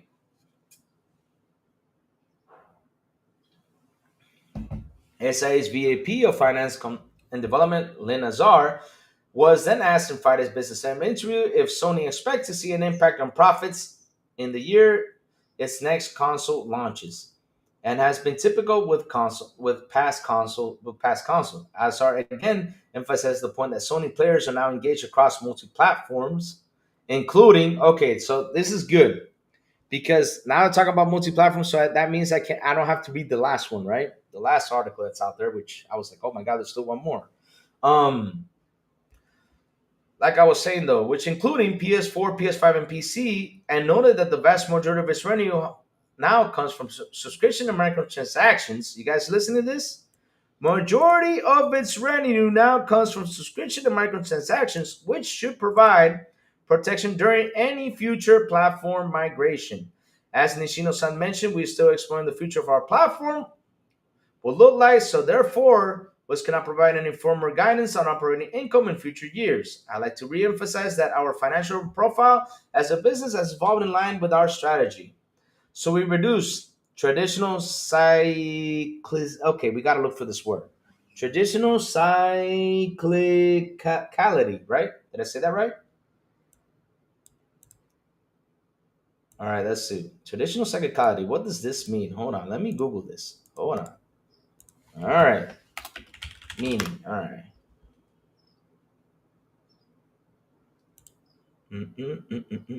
Oh, crap. This is not good. Uh-oh. All right. What is psychological industry? The psychological is a type of industry that's sensitive to the business cycle. There are higher periods of economic prosperity and expansion or lower periods of economic downturn and contraction. Companies can deal with the type of volatile by implementing. Hmm. Oh, so they're saying that they're changing pretty much. They have decreased on their business cycle, pretty much the ones they have been traditional, right? The traditional business cycle, right? Okay. And by establishing a large ecosystem of players across PS5 and PS4 generations, which provides recurring revenues. All right. Cyclicality. Okay, thank you for that. So this has driven overall high and stable levels of spend in content and services, which, by the way, now constitutes over two-thirds of our revenue, providing a consistent, predictable, and profitable base of our revenue. ISR added, PS5 represents our most engaged players with the highest spend player versus prior generations. Our PS4 players as well are still active in spending as well. So by providing players with increasing options how to access the platform, we're able to better target the different play patterns and monetizations profile of different console segments. As we continue to drive a multi-generational ecosystem into the future, we'll provide new ways for players to access the platform and experience our content and service. So wait, you guys are going to keep active the PlayStation 4 till PlayStation 6? Jesus. I mean, that's what it seems like you guys are going to do. But damn. Ah, they didn't mention the multi-platform thing, so let's go talk that last one, right? Oh my god. So much to talk about it today, chat. Sorry about that. I keep on reading. Cozy Beluga. What's up, Cozy? How you doing, gorgeous? What's up? It's been a while since I've seen you hanging in our chat. It's been a while. Shout out to the 38 people here on the show. Please hit the like button. Please hit the subscribe button. And also hit that bell. Let's go. Yes, sir. Oh, man. Not only that, share this out. Let's get more people in here. So let me get the last one. This is the last article I'm going to read because, man, I'm reading all morning. Why? Why? Okay, sorry about that, chat. I don't know where this sounds from. What the hell happened here? Okay, let's cancel this. All right. Boom, cancel. All right, so now let's read the last one right here. Let me just add this to the screen. Oh, I already read that. Future consoles. Okay, never mind. Never mind. So let's see if I can find some news about the multi-platform strategy because I know there was conversation about the multi-platform. Sony's new multi-platform strategy. Let's see now. Well, I guess I already read it, but all right. Sony's multi-generational plan. Sony's starting to talk about next generation. Certain parties right now. Okay, I guess we read it all then. All right. So, guys, what I got about SIE's business segment, right? What I got about SIE's Sony's business segment is that are they going to make some further changes down the road? Yes, I believe they're going to make further changes down the road. I believe so that they're going to still continue on to looking because they said they're not going to budge. They're going to try to keep people trying to buy PS5s, but at the end. So everything they're saying literally is the same as MS and Xbox, 100% Safo. At the end, I was gonna go to that everything they're saying is basically what Microsoft has been saying for years and has been evolving for years. Because hell, at the end of the day, though, SIE PlayStation is looking even more like Microsoft's business strategy. Like, all right, let's try to bring more back compact stuff. Try to bring more this. Let's try to bring more that. Multi generational. Let's see. Are we gonna budge and put our games day and day in PC? They've been saying that no, we're not, but they're saying that sooner or later, pretty much they're going to budge. Basically, they said that. So it's gonna happen, guys. Now, will we see games go to Xbox? I don't know. Do I believe they're going to go? At the end of the day, it can. But if it doesn't, if Xbox does deliver the next generation console with just like the handheld, then we got Sony games to play on our next Xbox hardware. So at the end of the day, though, it's going to be on Xbox. So yeah. There you go. Dylan, I said it. If I buy the Xbox handle in my Xbox and Steam library, PlayStation doesn't interest me. 100%. Because at the end of the day, though, I mean, we're going to get a handheld, right? Which is the Asus ROG Ally X that is going to have Steam, which has PlayStation games. And Destin came out and said, hey, I play Spider-Man on the ROG Ally X. I play Spider-Man on the Xbox ROG Ally X. So if I play Spider-Man on it, then why should I worry if it should be a part of the Xbox ecosystem store? I shouldn't, because I got Steam on there and I got Epic, which these stores are going to be out there for years and years and years on end. So at the end of the day, though, it's like how I say it, and I'll repeat it again and again and again. If the next Xbox is going to come, like I said, if the next Xbox is going to come with Windows, Steam, and all that stuff, we are getting PlayStation games in the end of the day on our Xbox, no matter what. So that's how it's going to be. And Sony is going to rack more money. That's the truth. They're going to rack more money. And that's what it needs to do. It needs to rack more money, bringing in that money, because at the end of the day, though, I keep saying it, next generation is going to be accessibility. Accessibility and all that stuff. It's not going to be any more about graphics, because for me, graphics have been top of the line. They've been doing so well. They've been doing fantastic, with graphically. It's like I said, they're using Unreal Engine 5. I said this before on even making movies. So now we're using that same engine to make video games. I mean, hell, graphically, there's going to be some improvements, yes. But accessibility for us to access our games, to access our libraries, is going to be better. That's something we are going to aim for, because let me tell you something. It's like how the PC guy says, well, get a PC. I get what you mean by get a PC. Number one, free online. I get that. Number two, right? Number two, you guys get pretty much everything. You guys get Steam. You guys get PlayStation. You guys get Xbox, right? But what happens if you got an Xbox console hardware that comes out with getting Steam, Xbox, and PlayStation? What are we going to go for?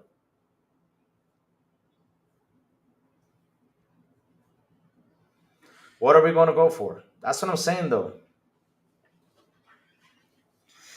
The old strategy was we put the old games on PC. If you want sequel, it's going to be day and date on PS5 exclusive. Ghost of Yotoi and these S2 is following that trend. Yes, I know they're following that trend.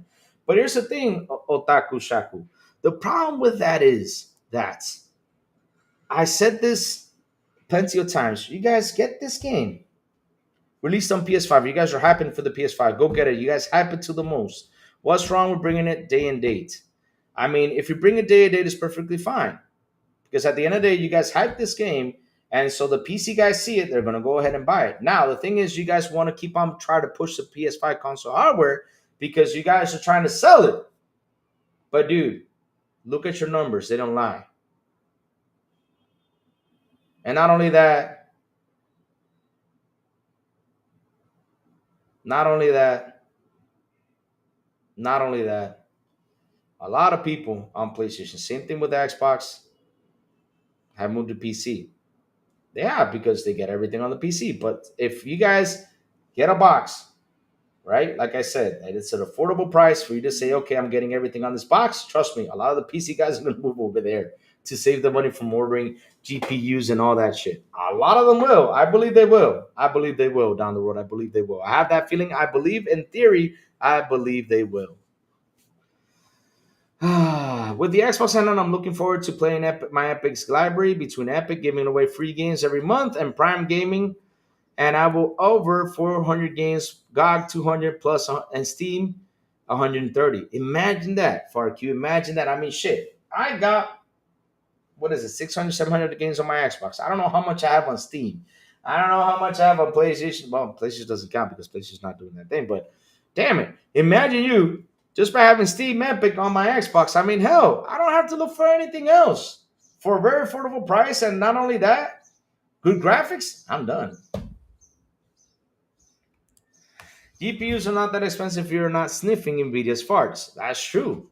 But Cozy, what happens if you're going to get a new GPU that is not expensive, that needs a new motherboard, for it to run, and a new CPU for it to run, Shit, you're going to, hey, you know what I mean? Because Cozy, the crazy thing is PlayStation believes that people are going to go and buy, like, for the PC guys, if they play the game, they believe, wow, they play my game. I'm going to go buy a PS5 now. Because, okay, I play God of War. Now I'm going to go buy a PS5 just to play God of War. I mean, I think they would rather wait. In total, it's like, I have 2,000 games, but don't play it because of Game Pass. I mean, dude, Game Pass is so beautiful. I can sit here and talk hours about Game Pass is so beautiful, but yeah. And like Safo said, in the end, though, Sony's following Microsoft's steps. AMD farts are expensive too. Yep. So, chat. Like I was saying, though, crazy day it is today. I mean, we got Sony's numbers in. And like I said, I found it pretty funny. I did the math, and I was like, man, look at this math. I mean, let's sit here. Let's do the math real quick. Let's see what's happening over here. It's interesting, what's happening. But hell, PC is online free too. They will throw up at the PS5 ecosystem. Yeah, that's the thing, though, because look, I do listen to some other, like, for example, when I go out there and listen to PC guys, like, oh no, it's Alex and stuff like that. I mean, he does bring good points. I mean, why do you guys still think that us PC guys are going to go out there and buy a console? And I also listen to several other people that says this, right? They say this. I mean, I got friends, they got a PC, and they told me, I even asked them, are you guys going back to console? I said, oh, hell no, I'm not going back to console. Like, why? Because, dude, I'm happy with my PC. Why am I going to go back to console? I mean, you can't upgrade the console, go upgrade my PC and all this stuff. But then I asked them, what happens if Xbox comes out with a device, right, that you can have everything on it? They say, oh, I'm going to it because I know it's going to be way cheaper than the PC. And not only that, I don't upgrade my GPUs every year, so I'll be happy for 5 or 6 years if that happens.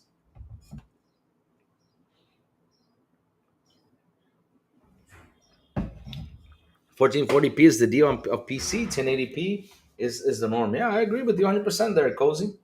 100%. I have a 2K screen monitor still.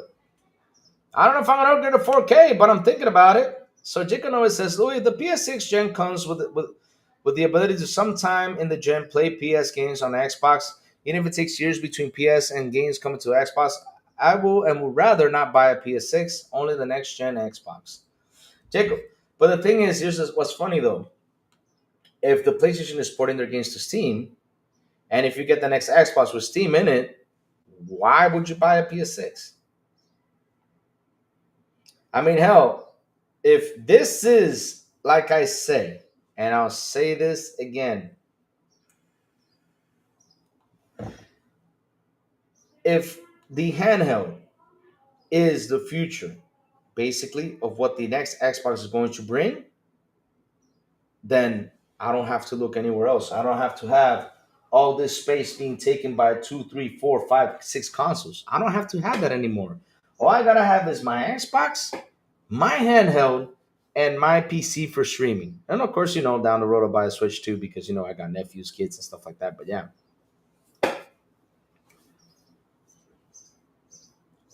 La Fala, personally, I don't know why PlayStation is getting to PC guys. I don't find anything wrong because here's what's funny, Otaku Shaku. The reason why they're doing that is because I'll give you one prime example. Look at Astrobot. Astrobot only sold 1.5 million in PlayStation, right? Only sold that. As of the last number I saw till now, I don't know how much they sold because I was thinking they're going to say something, right? But Astrobot sold 1.5 million. Let's say they ported a PC, they sell 2 or 3 more million. That's 2, 3 million they weren't counting for. That's good money for them. That's people jumping into the Astrobot, buying that game, enjoying and all this stuff. But at the end of the day, though, right? At the end of the day, trust me, with the way games are costing now, Otaku Shaku, the way games are costing now, I mean, you get a game on Steam, and Cozy will tell you this. A game lands on Steam, or Rachel will tell you this, 2 or 3 months later, the prices drop. They don't last long being at that price. They start to drop the prices. And then down the road, a year later, 2 years later, they start dropping even more. They can tell you that. I don't even have to tell you that. Because Steam has always got a sale. Let me open up my Steam store. Let's see if there's a sale right now. Because I know Xbox has a sale. I don't know if, what's it called? I don't know if PlayStation has a sale. I don't know. But I know Xbox has a sale because I jumped in there and right all of a sudden right there, boom! Hey, we got sales right here. Okay. But yeah, but there's special offers. Like for example, Hell Let Loose right now was $50. Now it's at 25. Let's see now. What else is on there? Special events. All right, special offers. Let me see now. So, look, South of Midnight is at $31 now. Disco Asylum is at $10. There's always sales on PC. The Village is $9 right now on PC. $9 on PC. Forza Horizon 5 is at $30 on PC. Resident Evil 4 is at 20. Death Stranding Director's Cut is at 15. There's always sales on PC. Always, always. Wow, amazing. Dying Light 2 is $17. Let's see if we can get another PlayStation game. Monster Hunter Wow. Monster Hunter Worlds is $10 right now. Grand Theft Auto San Andreas is $23. Damn, that's expensive for San Andreas. Jesus, damn, it should be lower though. Jesus. There's also CD keys. Atomic Hearts is $20. I mean, dude, there's sales all the time on PC. Neo 2, the complete edition right now is at $22.49. PlayStation title right there. There's always sales, man. Always. That never misses. That's Steam. Now, if I go to CD Keys, you'll probably find more stuff on it. There's always, always a sale. Always, always. Always happening. Rise of Ronin. It's at $39, $40. And it costs 60. Yeah. WWE 2K25, $41. It costs 60. Neo the first one, $7.49. There's always sales, bro. Always sales.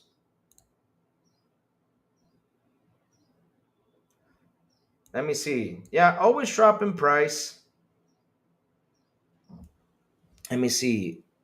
Yeah, games always drop in price. I only buy if launch. I really like the game, or if I the dev is doing. Yeah, exactly. With Game Pass, I don't have to wait for sales for new games. That's another one because Game Pass is also offering you. Because dude, that's another one. Why would I take my time and like sitting there? Okay, let me download this game where let's give me a site that chat. Give me an old pirating site that is not new. Type it in there. That is not new. Something that's really old that we used to use back in the day. Okay, I'll use Napster for example. I'll use Napster. So imagine me. Why would I take my time to sit there, download something from Napster, have it on my computer? Then I have to go decipher how to play the game, and then after that, decipher it. Okay, right then and there. Okay, let me launch the game and play it. Why am I gonna go through that when I have Game Pass for $20 a month and the game is there, and I'll just play $20 and I got 500 plus games to play? You know, or Kazaa. Thank you for that, well, the bro boy. Why would I do that? Why would I do that?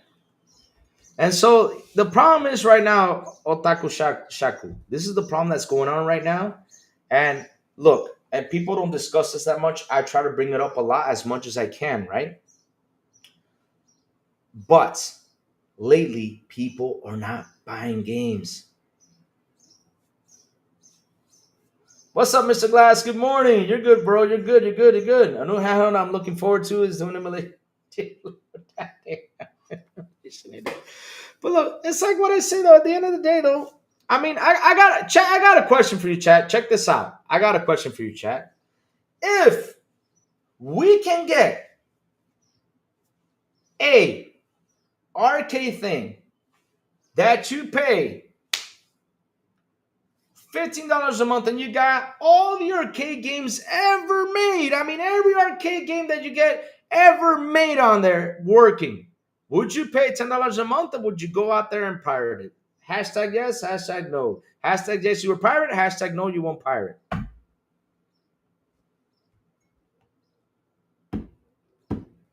No questions. I will not answer anything. What happened? Oh, no questions. I will not. Okay, no questions. Okay, okay, I see. The best part of Nintendo, they have a ticket system. You can buy a ticket and redeem it and buy two games. I wish PlayStation would do the same, something like that. You're asking too much there. PlayStation greedy with that money. No, there you go. You won't pirate. Well, the boy says he won't pirate. Would be nice if Toto was an Xbox. Yeah, I mean, hell, would be nice that too. I what I get it in Game Pass. There you go. Big money talk about Game Pass, baby. Let's go. Good stuff. Good stuff. Good stuff. That's what I mean, though. Why would I want to pirate if I got a service right here that I'm paying $20? I'm getting new games, old games, everything I want in there. The games I like to play.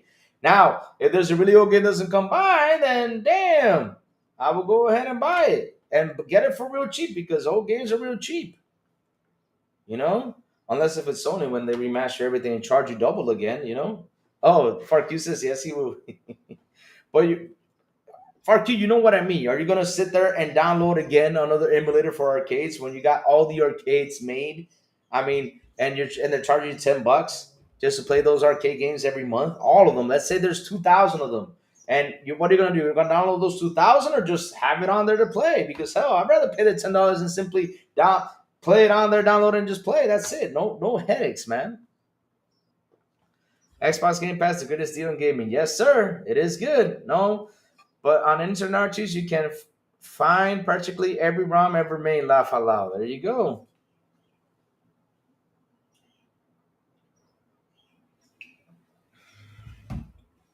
I will only pirate something. There you go. See, that's what I'm talking about.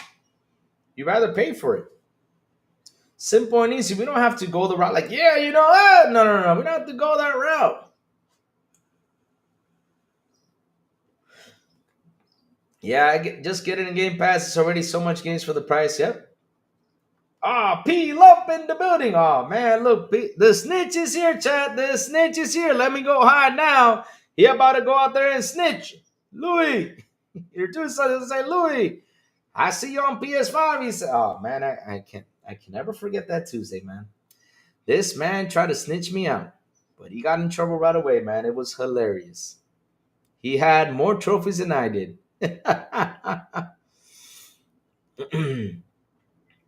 Game Pass is good. Don't use it personally, but it lets people play more games. Good for its consumer and gamer. Yeah, 100% Otaku Shaku. I mean, Game Pass is a beautiful thing, and it's something I keep on telling people: get to it. Get to Game Pass. Play the games. There's a lot of games there to play, and save your money. Saving money is very fucking important nowadays with everything that's going on. Now, if we had an economical shift, like things have been better, for us, I would still, no matter what, still tell people, listen, buy. I mean, I would still tell people if you want to buy, go for it. But at the end, though, save everything, man. Even Xbox do something stupid stuff. So I support them after hearing that they canceled dedicated Xbox. Handheld has been canceled. They made me mad as fuck. What are they doing here? Well, Danny Ruben, I'll tell you what they're doing here, and I explained this earlier before. So remember one thing, they never announced it. That's one. It was never announced. It was in talks, right? And they said there was prototypes, right? And remember, that's two things. So let's do something, right? This is the prototype, right? Nintendo, don't get mad at me, but I'm going to use you as an example, right? Don't sue me for this. I'm not saying this is an Xbox device, but I'm using this as an example, just in case, because I got to say it, just in case. So they say this is my prototype, my cell phone. So I'm sitting here working on the prototype. I'm like, okay. Wow, I got a partner that is making me a handheld, right?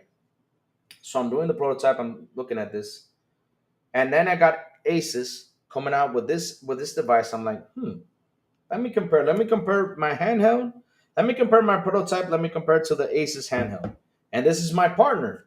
So I see it, and I'm like, shit. This is better than my prototype. You know what? Let me just say, Asus, you guys, either way though, as a company, I don't make money on my hardware. So Asus, go make the hardware, go make the money. While I make the money in the software, because that's where I make the money. And let me not use my resources and everything to work on this prototype, because at the end, you guys are building something better. So I'd rather have my partners do it. If they actually did cancel. If they did cancel the handheld, because we have not got confirmation that it's been canceled. You got to wait for that, Danny Rubin.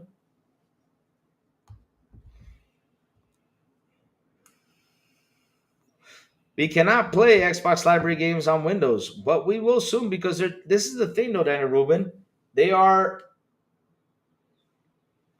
the technological leap. I think is going to be is they're going to bring everything together, like they've been doing for years.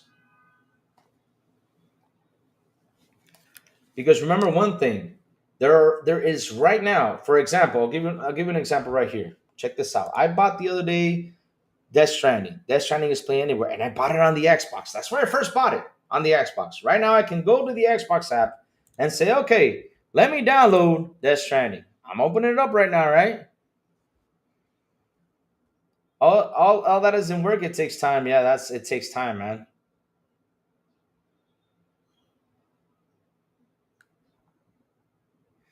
Mass Produce says Game Pass might be good for the consumer to a certain extent, but not viable if you want these companies to keep making next level games. But here's the thing though, Mass Produce. There's something out there that has changed. Remember, Xbox went the multi-platform strategy. So if they went the multi-platform strategy, that's going to bring in more money, because at the end of the day, though, is to get more people engaged into the game. Something these other companies are not doing, because that's another thing these companies are doing. Like, for example, Sony's not doing the Play Anywhere. Neither is Nintendo. And they should do this too. They should have like a Play Anywhere segment where people buy the game once and that's it. Have it everywhere. So like I said, if I go right here and say, okay, Death Stranding, type it in. Hold up. Let me go ahead and type it in because I know it's here. Death Stranding, which I bought on my Xbox, it literally tells me install. I'm on here. It says Death Stranding Director's Cut install. I don't know why my computer's in Spanish. I gotta switch it to English. But yes, Farkey, do you know how to change the language on the computer so it can be to English? Because I hate it that it's in Spanish. Even though I speak Spanish, but I hate it that it's in Spanish. I want it to be in English. Can you help me with that, RQ, down the road? Because seriously, I don't know why my Windows is in Spanish. It's annoying. But yeah, like I was saying though, right? At the end of the day, though, they're going to bring everything over there. The whole library is going to come over there. So what we got to do is we got to relax and just wait. Because look, if they have already 1,000 plus, that is a lot of games, bro. And it's like how I sat here and I was talking earlier. I play, let's say, 110, 120 games per year.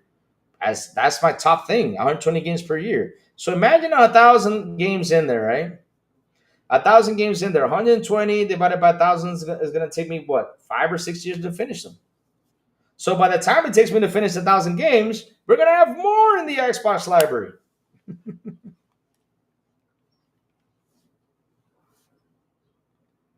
These companies want you to double dip and buy their games more than once, and they don't like to play anywhere model, unfortunately. But here's the thing, though: 30 million is not something to smile at or laugh at. That's a big number. Imagine receiving $10 from 30 million people every month. Holy shit, man! I mean, I'd be rich as hell. I wouldn't do anything else. But yeah, Daniel Rubin, you get my point about the whole prototype thing, right? If I got a prototype and I know that my partners are doing something better than my prototype, I'm gonna go with my partners. I'm not gonna deliver this hardware. I'd rather use those resources for something else. Because at the end of the day, why am I gonna spend money on the hardware that I'm gonna lose money to it, right? And have these guys make the hardware and it still works fine. People are going to buy it and enjoy it. So it's a good thing. It's still an Xbox device, even though it's not Xbox itself that's making it. But if it has the Xbox software, it's an Xbox device. And they literally, because this is what I tell everyone, Xbox on their showcase said this is an Xbox device. Did Asus come out and said no, it's not? No, because it is an Xbox device.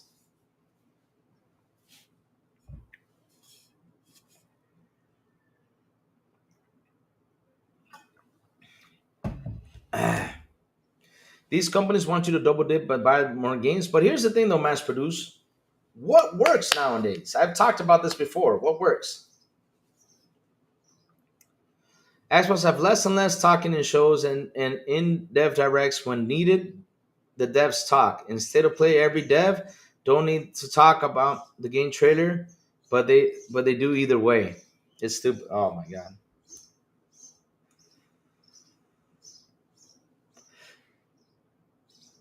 They're also telling next Xbox will not have disk drive. As some Xbox One X and physical games disk drive. Just remember, people who have tons of physical. But here's the thing, though, Dan Rubin. I mean, if you don't prepare for what's coming in the future, I don't know what to tell you because, dude, why?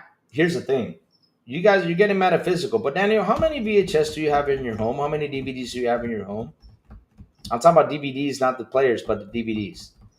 I mean, dude, I have a VHS collection, and I made it even into a table. I have a table of VHS. I've showed this here live. I grabbed my VHS and showed you guys my VHS collection set. You guys are like, oh man, look, it's a table. Yeah, I even made a table out of that because hell, with it, I can't even plug these devices on the. I gotta order like a connection thing in order to plug the VHSs to watch it here on HDMI. And I don't think the picture's gonna be the same. I even got an old TV there, just to plug it in. But in the end, why am I gonna watch old VHSs in quality when I have these new TVs and the quality is way better than how it was in these big ass box screens? Oh man. What's a DVD? Well, a DVD was a thing that played CD movies and also music too. Of course, we got to add, but yes, there was a format that was used, to bring in the movies to a CD that was better quality than how it was in VHS. The pictures were clear and everything. Nowadays, we stream it. Nowadays, we stream that shit. We stream it. That's it. That's all we do. We stream it.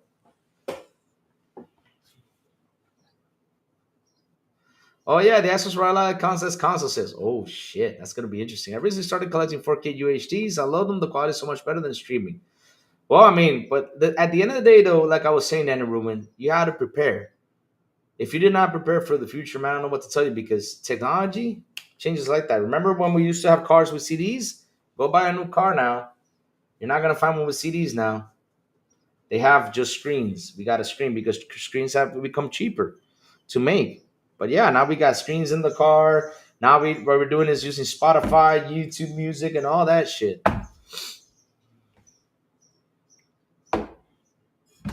PCs nowadays, when you build, I remember when I was building my PC, I was like, man, and listen, and let me tell you something. This was kind of funny though, right? So in 2019, I decided to build my PC. I was like, let me go build my PC. Let me go build it. So I went into the store and I was like, okay, I want to build a PC. Okay, I already had the motherboard, which I ordered from the States.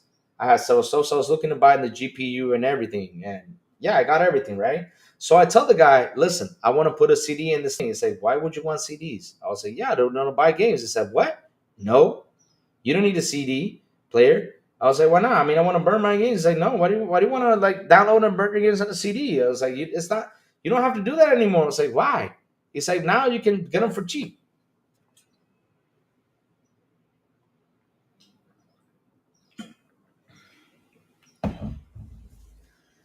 Daniel Ruben, okay, check this out. All right, let me tell you what's happening also out there. All right.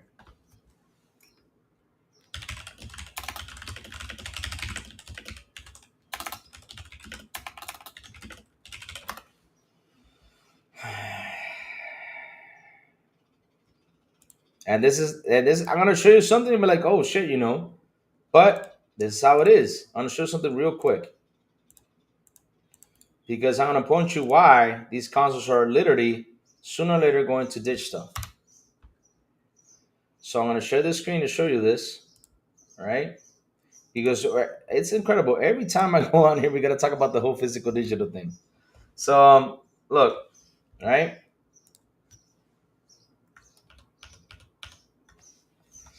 Digital video games sell significantly outpace physical sales. Game industry biz estimates that digital downloads, DLC, microtransactions, and subscription services account for the vast majority of the business model, right? So, digital dominance in 2023, digital sales accounted 89.5% of all game sales, while physical sales were only 10.5%.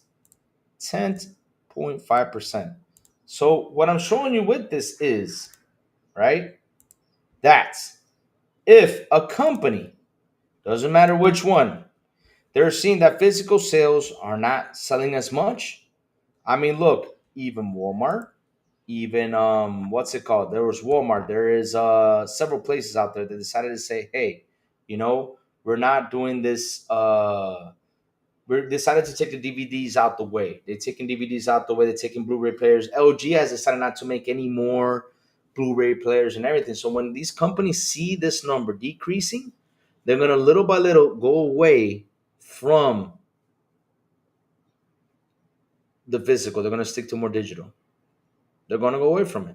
They say, nope, we're not going to do any more physical because, like I said, we talked about this yesterday. This box, it cost me $1 to make with the CD and everything in it, $1, right? Now I got to put it in a ship to send it over here. And let's say that covers the cost of $5, right? To ship this thing everywhere for people to put it on the ship because I got to send at least 20,000 copies, right? And my distributor is only buying 5,000 copies. And then down the road, the distributor has to sell it for $3 in order to make some money back. I mean, shit, they're going to quit buying physical because the distributor will also quit buying the physicals.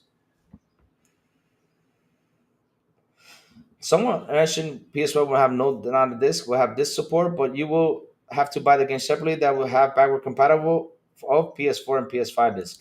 I don't know. We have to wait and see. But yeah, that's another thing though. You don't own the physical. It's just a license the same as digital. That is another thing that's true. Right now we're licensing these products. And at the end of the day though,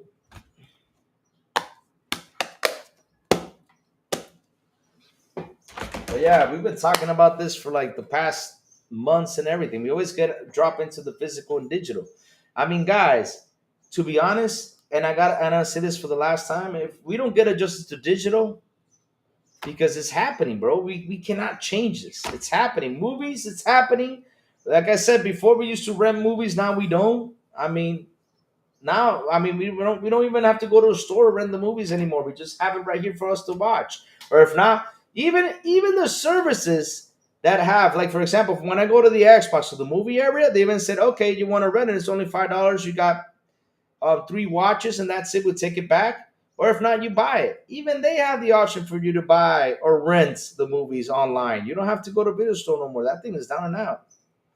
So we got to get into that mindset that we're heading into digital.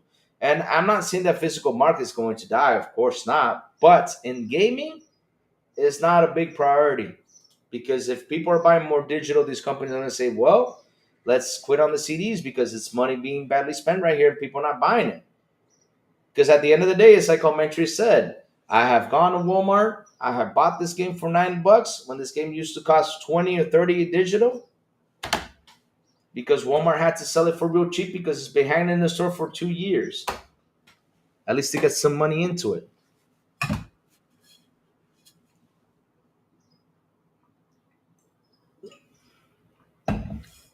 But yeah, let's eject out of the physical and digital and let's focus on what subject is at hand. But then, Ruben, like I was saying about the whole handheld thing, not to worry, man. We're getting a ROG ally. Gregory says, facts. PlayStation is leaving money on the table.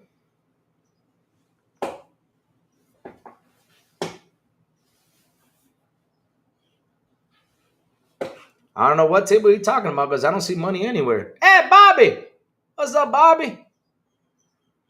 I love physical, but physical is not the future. Each and every year, that percentage increase in digital, at some point, these companies will say no more. Exactly. And shout out to the 37 people here on the show. Please hit the like button. Please hit the subscribe button. And also hit that bell. Let's go. Exactly. Xbox has teach their users to go all digital. So if PS6 digital only, and it will, then Xbox comes out the winner, PSF. But that's the funny thing, though, Jacob. PlayStation has a digital console.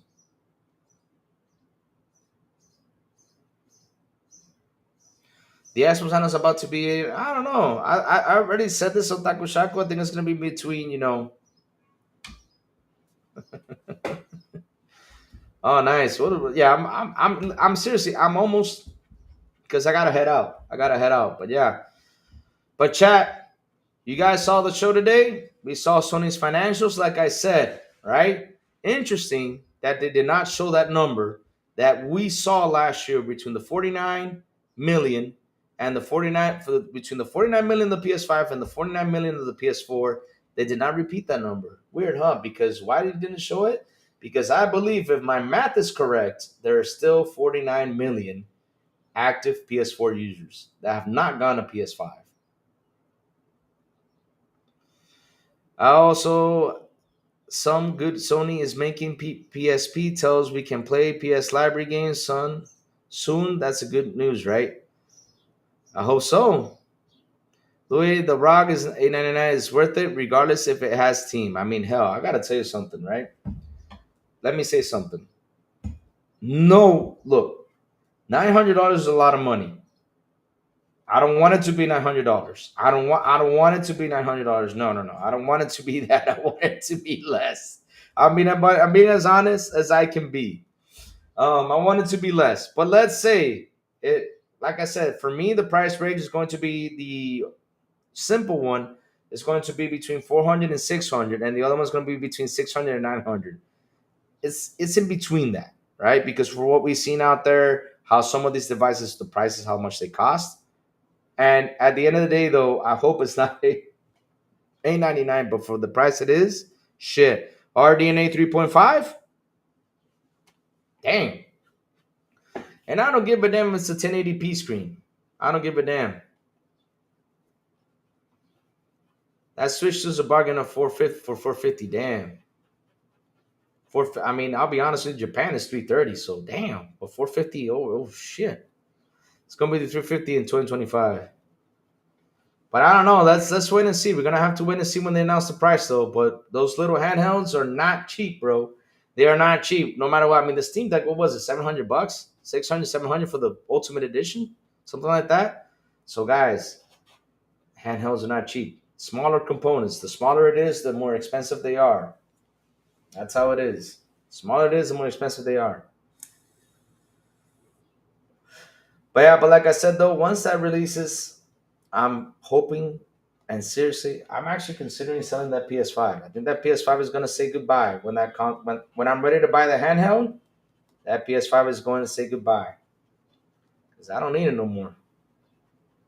I don't need it. Well, I mean, I can use it for content, but why am I gonna have something I'm barely using? Because that's the thing, though. I got a PS5 because of the great one of the best generations they had last generation. They had a ton of great games. This generation is all remasters and remakes. At least we're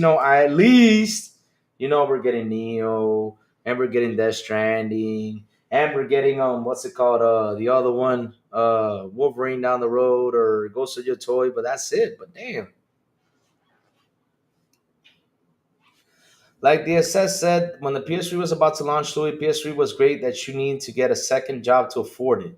PS3 was not at first, but nowadays value can be highly priced and value is worth it. Yeah, because it's because of this whole tariffs things that are going down and everything, man. Jesus, I just hope people are consistently listening to tons of people roasting a PS5 Pro for 700. Hope we see the same energy 1K handheld PCs. Okay, you know why we're roasting the Otaku Shaku the PS5 Pro because it's basically the same chip with more teraflops. That's what we're pretty much roasting it for. Nothing else. Nothing else. But my advice was to tell everyone is that even though it's now, I'll give you an example. Otaku Shaku. If this handheld came with the same Xbox Series X and S chip, right? And let's say it came with 30 RAM and all this shit, right? And it's the still RDNA 2.0 or whatever it is, or what was it, 3. I don't remember what the Xbox was because we talked about RDNA back in the day. I think it's 2.0 or 3. I don't remember. But let's say it's 2.0 or something and they charge you $900. I would say nope, nope, nope. I will not. I'm nope. I will say I'm not gonna buy it. I mean, I want something to be better. If it's RDNA 3.5, then good deal.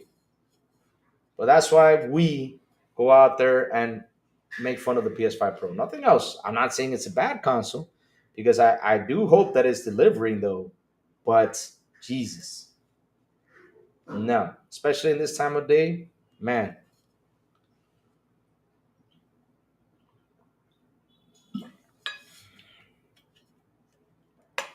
Exactly. Because listen, Otaku Shaku, when you gotta use zoom in to check the differences in a game, right? When you gotta zoom in to see the graphic improvements, I have never seen a gamer grab a magnifying glass and be like, let me zoom in myself. I've never seen a gamer be like, I see it. Yeah, I see the graphics right here. Like, yeah, I'm playing Call of Duty. Yeah, I'm playing Call of Duty. Oh, I see that rock. Yeah, I see that shadow. Yeah, I have never seen that happen. I'm sorry, bro. I've never seen that happen. When you got to zoom in and stuff, I never seen that happen. Like trying to sell you that console, I'm sorry. I'm sorry. That was something that Digital Foundry did, and I was like, no, sorry, Digital Foundry. I'm not gonna fall for zooming in stuff. Because to be honest, so if I'm playing Call of Duty, if I'm playing Call of Duty, I'm not gonna be like, yeah, I'm gonna look at the shadows. Yeah. No, that's cap. You can't see. Nah, man. Mm-hmm.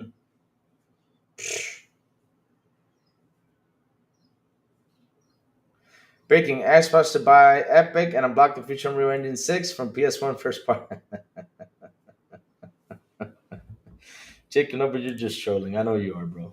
That's not happening because if that is actually happening, that would be the funniest thing out there. Where Sony invested money now, they're trying to buy it. Jesus.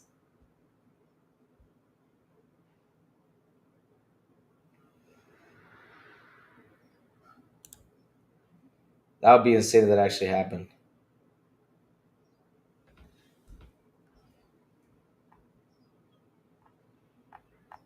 I mean, if Xbox buys Epic, the internet will break.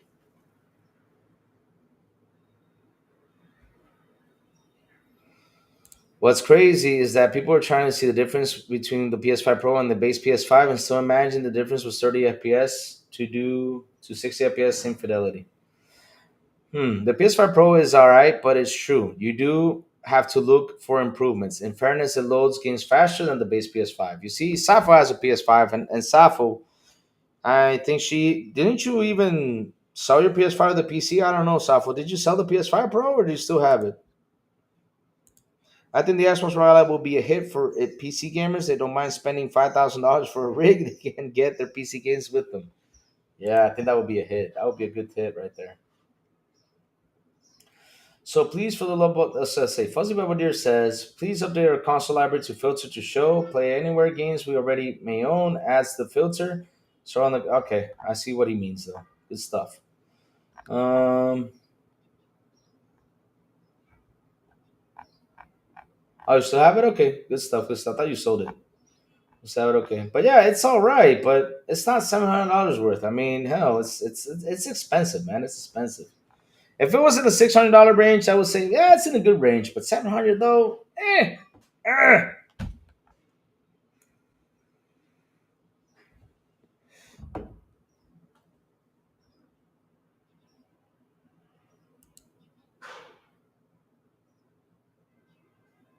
Wow.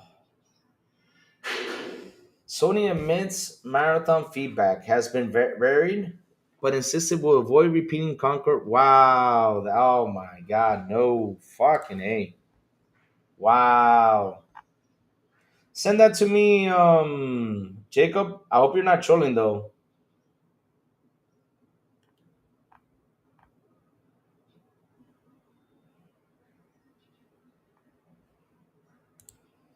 Bookie talks that ish. If I was 600, people would be still complaining that it's 600 before I shake my. No, to be honest though, if it's $600, I wouldn't be bitching. I'll say it's a good price, but 700 I find a little bit too expensive though. Because look, okay, hear me out, right? 700 for the disc version, 600 for the digital. I will get why 700 for the disc version, but 600 for the digital would have been in a perfect price though. I'm being honest though, because I mean, look, we cannot deny that it has more teraflops than the original one did. So why am I going to diss this? And not only that, it has 1 terabyte too. Or is it 2 terabytes? Hold on, let me go check. I forgot, man. I forgot what the PS5 Pro specs are. It's been a while. PS5 Pro specs. So let's see now. Versus PS5. All right, let me see now real quick. Oh yeah, it has a 2 terabytes. Sorry about that. 2 terabytes. So for 2 terabytes and and all this shit, I mean $600 for the digital would have been good. It would have been good. Wasn't the Xbox One X 600? I remember. Yeah. You guys complain about the system, but you don't know what specs you're getting. Dude, it's been a while since I talked about PS5 Pro specs. Why should I remember everything out there? I gotta look for it. I can't. I mean, seriously, it's so much stuff happening. We just got done with the ROG Ally, and what's wrong with not remembering the specs? Oh wow, it's painful that I remember the specs. All right, let's go. Let's see what Jacob Nova sent me.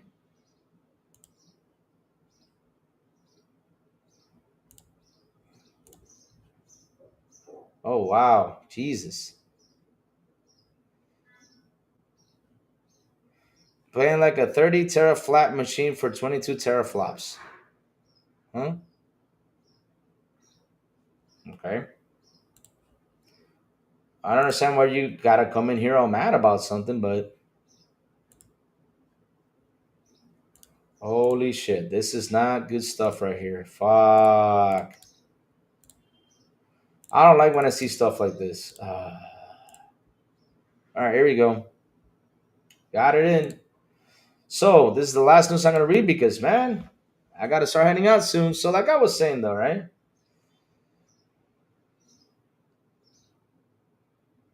I hope so. But nah, PS5 Pro should have included the stand and Drive Pro controller and price at 800. Yeah. I mean, that was another thing. I was like, why didn't y'all include the stand and all this stuff? I mean, this is because that was one thing I didn't understand about the console, and I complained a lot about it. I was like, this is your VIP console. You guys should have put the stand in there for me to say, okay, hey, I just hate people always comparing the console to PC, and people don't realize it's more expensive to play on PC than console. Oh, I know what you're going through, but Bushi, you're not gonna listen to that here. I always explain the truth about going to PC, and it all depends on your budget. Because Bushi, here's the thing, though, right? If you got the budget, this is what I always say: if you got the budget to play on PC, you know, buy or build yourself a PC, dude, go for it. I mean, if you want to do it, spend it. But if you want to save money and buy a console, right? I will tell you, okay, for me, this is the console I see that's better, you know, because of this, and that. But at the end of the day, though, right? It all depends on your budget. I'm not gonna be the guy that tells you, "Hey, yo, bro, just build a PC, just buy a PC, go get a PC, go get this, go get that." Dude, we're talking about the same games. I mean, if you're on PlayStation, you're playing Horizon Forbidden West on PlayStation, and I play Horizon Forbidden West on PC. We are playing the same game. If I play Helldivers on PlayStation, I play Helldivers on PC. We're playing the same game. That's what I always say. Same thing with Xbox, right? If I play Call of Duty on my Xbox and play Call of Duty on PC, I'm playing the same game. Just that on PC, of course, it looks better. Yeah, we cannot lie about that. But shit, it's expensive. Now, it all depends on your budget, though. You know, that's all. That's all I say about that. But all right, let's read this real quick. So Sony, oh, where is it? Here we go. Sony admits marathon feedback has been varied, but insisted would avoid repeating Concord mistakes and will commence to launch by the end of March 2026. Damn. We're going to give it the title original optimal chances of success. Sony has said it remains committed to live service games despite high profile failures such as Concord and insists Marathon will be out April 2026. Oh, Lord. I disagree. My piece cut. Well, I mean, if you bought, but Safo, it depends on when you bought it, what time you bought it. But you know what I mean, though, right? I'm just saying from scratch. If you got to build a PC, high end PC, it's going to be more expensive, though. But like I said, it depends on your budget. It all depends on your budget. Now, down the road, if you, like I said, if Xbox this handheld and they bring a console like this handheld, ooh man. I mean, we got Steam, we got Steam and Epic on our Xbox hardware console.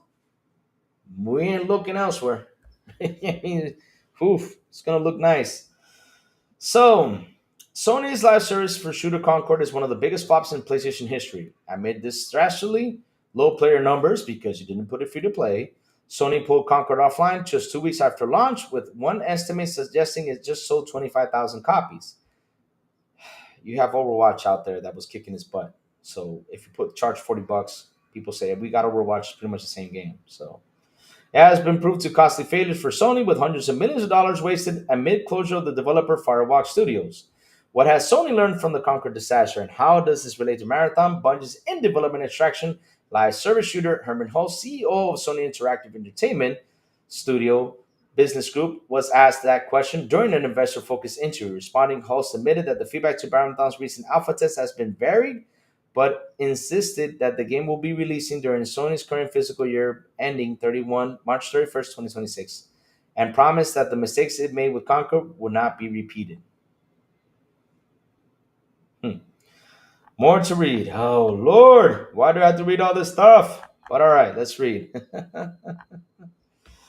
uh, live service.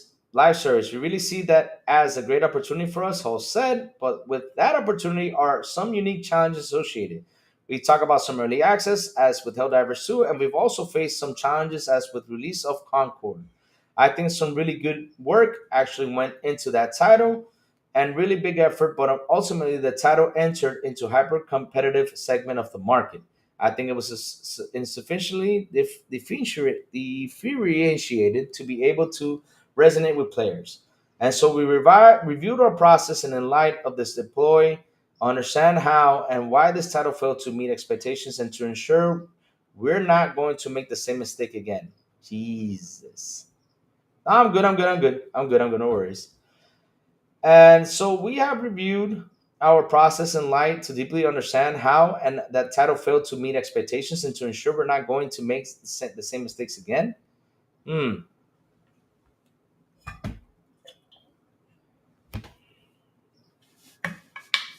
No, Bucci, it's still a loss, bro. A loss is a loss, man. No matter how much you try to bring it in that they recover that money, a loss is a loss. Doesn't matter. It's still a loss, bro.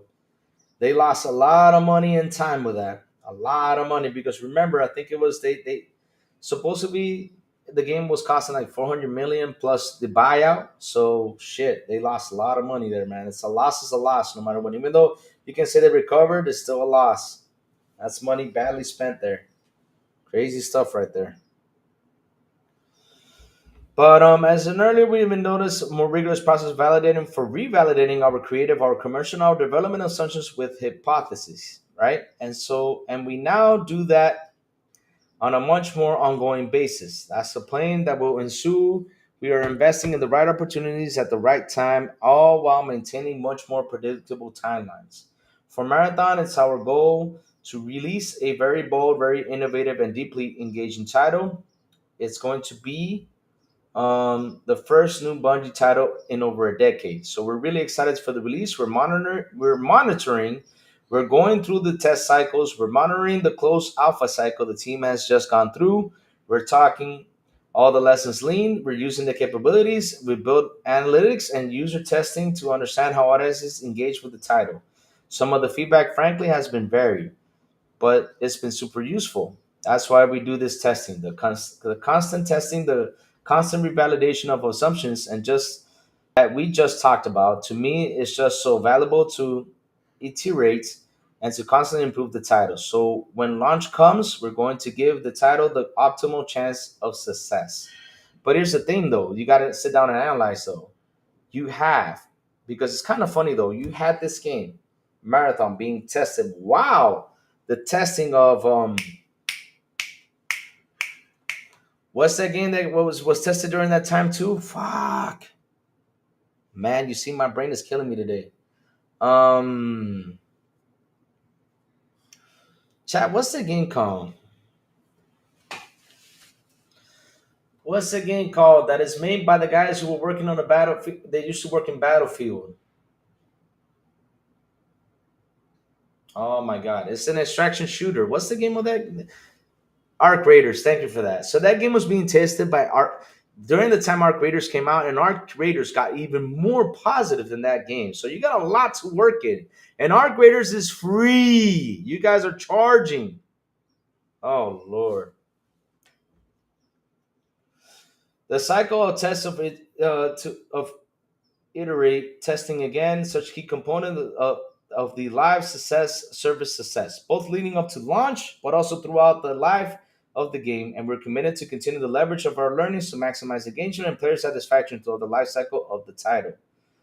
Hosts failed to address the recent art of plagiarism scandal and Bungie. However, last month, Bungie was left scrambling to recover its reputation after yet another independent artist accused the studio of lifting the artwork of Marathon.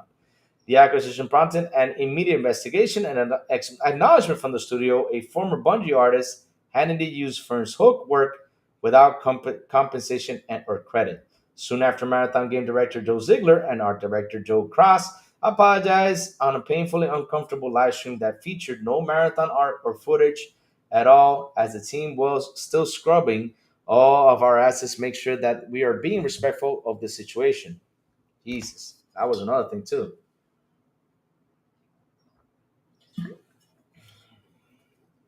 They also had the finals. Yeah, the finals. Yep. Sony's live service plan been has seen significant success, but also catastrophic failure. The Conqueror flop came after Sony had already canceled Naughty Dog's The Last of Us multiplayer game, which it would have been better, but okay. And earlier this year, Sony reportedly canceled two unannounced live service games, and one of the God of War title in development at Blue Point, the other in the Days Gone developer Bend, which recently suffered mass layoffs as a result. Hmm. Sony announced plans for in February 2022 launch for more than 10 live service games by March 2026. Later saying that the push will bring games to different genres to different audiences. It's been big on studio buyouts as part of the drive, bringing Destiny developer Bungie J. Raymond's Haven Studios. Raymond has since left the company and now shuttered Firewalk Studios. But in 2023, Sony president Hiroki Titoki said the company is reviewing the top live service of PlayStation games it had in works and committed to launching only 6 of them by the end of financial year 2025. Meaning by the end of 2026, Totoki said Sony was still working on the other 6 live service games will come out, adding, "It's not that we stick to certain titles, but the gamers' quality should be the most important." Earlier this month, Sony announced called Team LFG and teased the debut game, which is a live service incubation project. Guerrilla's Horizon multiplayer game is also in development as Haven's Fair Games. Speaking more generally about Sony's service ambition, Host said the company remains very, very committed to building a diverse and resilient live service portfolio. He pointed out that MLB The Show, Destiny 2, and Helldivers 2 as really good examples of titles we're looking to develop. You know what? Oh, speaking about that, you know what we didn't see, chat? You remember last year's report? They showed you how much Helldivers 2 sold and how much Spider-Man 2 sold too. Why didn't they show that this year, though, on that report? So Helldivers and Spider-Man 2 didn't have any growth, though? Interesting. I will say in addition, we are continuing to invest in new live service, Helldivers 2 providing such a great example of the level of success we can achieve if we get everything right. And that's why you guys should have, instead of bought Bungie, you guys should have bought the studio behind Helldivers 2. And it will be more successful if you put it on Xbox. Go for it. It's going to sell more. That game has been true breakout success. It's been attracting and retaining significant community and very engaged players since we launched back in February 2024. And also take down the 180 country block. It's going to be more successful. And its ongoing success, I think, is further evidence in how we deal with the monetizations, microtransactions now that in the game make up more than half of the revenue. And then the kicker, commence to release a marathon by the end of March 26, 2026. We're also very excited about Marathon's anticipated launch in this fiscal year, host confirmed. So pretty much, Marathon is for next year. Wow. Wow, wow, wow, wow, wow, wow. Crazy stuff out there. Crazy stuff. What's up, Sourblow? How you doing, man? Good morning to you, sir. Since you forgot, what did I miss? The Xbox did again? You know it is. You know it is. Always like that.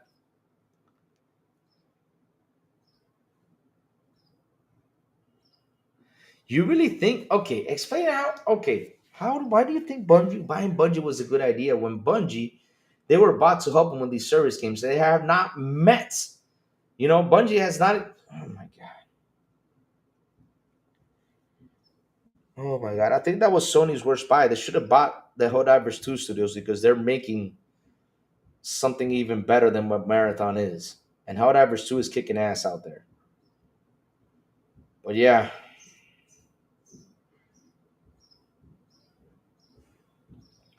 Who's trying to be consumer friendly? But again, though, how can you say that buying Bungie was a good deal? Bungie was, oh my god, no, no, no, no. Sorry, no. But yeah, since you forgot what we talked about today, is about the Xbox handheld, right? We talked about it. We talked about it earlier today. My opinion about it, and we also talked about the Sony financials, which was really good. I mean, we had a good conversation today. We had a good conversation. We had chat flooring. We had, probably had like 800 comments today, but I accidentally kicked myself out, so I don't know how many comments were put into the show. But man, people did talk a lot today. It was real fun. I couldn't catch up to everything, but there was a lot of comments in today's show. Good stuff today. Good stuff. Just want to spew toxicity.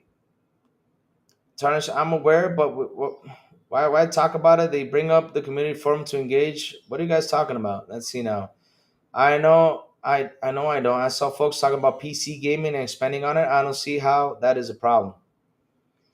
A new report for Secret Symbols, Colin Minority cited a source that worked on Conquer claims the game had a higher budget than anyone can envision, a full 400 million. And yeah, and that is without the studio buyout, he said. I remember that. Refreshing.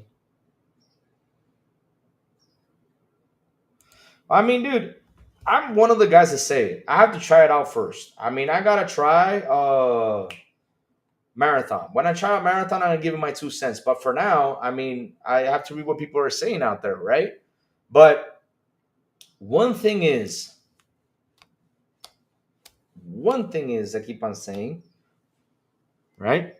One thing is I keep on saying is this: Bungie was not a good buy because they have had so many issues with Bungie. It's insane. Microsoft didn't even go in there and buy it because they were actually hoping that Microsoft would buy it. Microsoft said nope. I mean, that was a rumor that was going around. I think they were selling for like what was it, 1.5 or 2 billion or something like that. And Microsoft said nope. They went out and bought Activision Blizz, and then Jim Ryan went out to buy Bungie. And in results, look at all these service games being canceled, and they bought Bungie for the service games. So not doing what they're supposed to do. There's no debate about what platform is cheaper. Console will always be cheaper than PC. PC consoles is more expensive. It's just even starting off going into the whole. No, he's just trolling because right now PlayStation has a sale on consoles and they're refunding for Mind's Eye, which Mind's Eye was, geesh, a bad launch. It was just awful, awful, awful. Marathon's art style looked like it's inspired by Staples, the office supply store. Jesus Christ. But look, I don't look at graphics that much. I got to try the game. When I try the game, I'll give it my 2 cents. But for now, I'm just reading what people are saying though. And the thing was, people were playing. I was about to say mindset, but people were playing Marathon, and during Marathon playthrough, right, they were trying it out. Arc Raiders came out, and Arc Raiders got way more positive reviews and way more positive talks than Marathon. So, and it's not only that; it's free. It's free right now. It's free to play. So if it's a free to play game, Marathon should say, "Hey, dude, we gotta do this free to play." But yeah.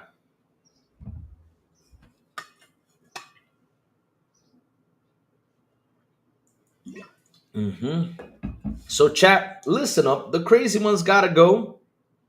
The way that ninja game is cool. Which one? What ninja game?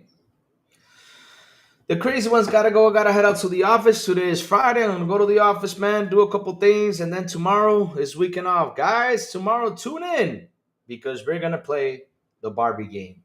That's what we're doing tomorrow. We're gonna play the Barbie game, and when some news comes out, we'll leave it for Monday show. Of course, we're gonna leave it for Monday show. We'll talk about it Monday show. You know, because at the end of the day, though, I need to have news for Monday. But tomorrow, side scroller. Oh, you're talking about the Shinobi game? There's a Shinobi Ninja Gaiden game that's gonna be side scrolling, so that's gonna be fun. So yeah.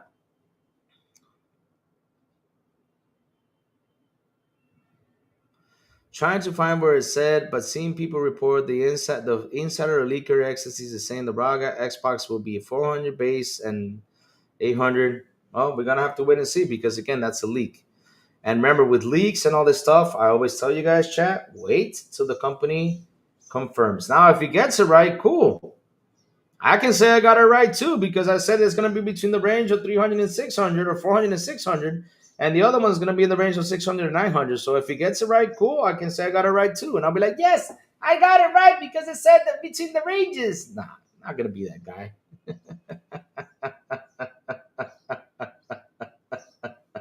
Because I know that's what they do. They say, hey, you got to trust me because I got the inside info. I'm the man. Yeah. I'm the man. Yeah. I'm the man. I'm the man. I'm the man because I nailed the information. I'm the man. I'm the man. I mean, if hell, because of that man, then Silent Cypher has no plenty, but I've never seen Silent Cypher go out there and say, I'm the man. I'm the man. Like someone out there that took credit about the Gears of War thing. I told you guys it's going to be third party. I told you guys it's going to come up with PlayStation. No, I'm the man. Wow. Really? And then you got someone out there retweeting that he said that, yeah, I said this in 2019, 5 years ago, because I said that Xbox is going to go third party. Wow. Really? You're the man because you said it 5 years ago. Wow. But what you guys did not guess is that PlayStation did go third party. Y'all weren't expecting that by 2020 when they said, hey, we're going to release these games on PC. Oh, you guys never guessed that one, huh? Yes, sir.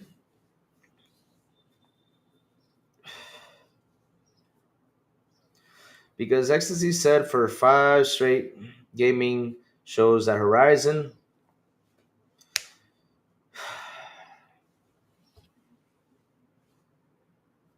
Yeah, but look, even though you say it, and in the end, even though you got it, you don't have to be like, yeah, because I said so. We're seeing the change out there. We're not. I mean, we're seeing it ourselves.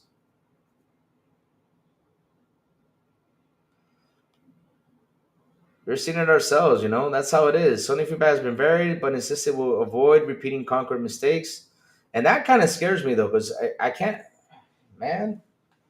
I hope they fix things in marathon because I would really seriously hate to see marathon just go down. Just go down. I would seriously hate it. I would seriously hate it, just for that game to shut down because that's more money badly spent. But yeah, that's how it is.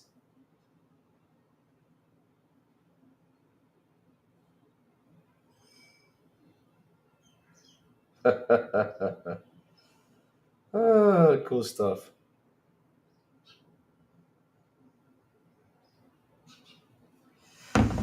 But yeah, chat.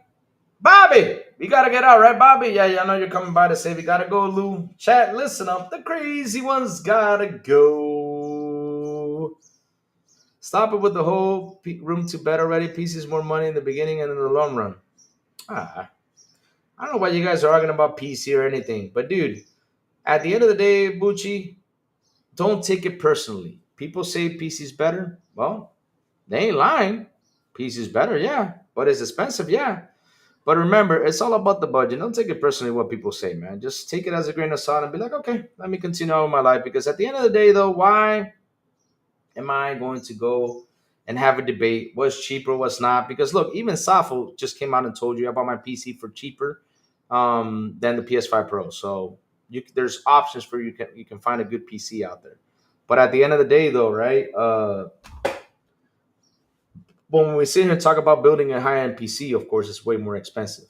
We got to admit to that. But is it better? Yeah. But the question is, do you have the money for it? That's the next question. If you have the money to do it, then go ahead. Go ahead and purchase it. I mean, if you got the money for it, go ahead and purchase it. Now, if you don't, you want to stick to budget, then buy yourself a console. Which one do you want? Hell, go for it. So, chat, like I was saying, I gotta go. But chat, before I go, tell me what you've all been playing. I want to know what you've all been playing, chat. What you've all been playing. What you've all been doing. I have a PCs that are in the thousands and up is in the PS5 Pro level. It's funny how y'all sit and try to talk about prices. The price become cheaper for quite in the beginning. I bet you, there's some PCs that are better than the PS5 Pro come by and they drop the price. But yeah, chat. Like I said, tell me what you've all been playing.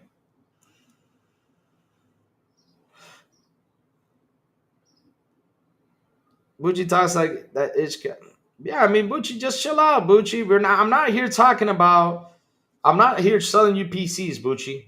You need to chill out. I'm not here to sell you PCs. Number one, I'm not the biggest PC techie guy. I don't. I don't build PCs. I'm not the biggest PC techie guy. You're fighting with the worst PC techie guy out here. I'm not the best techie guy. I'm not. That's one thing. Two.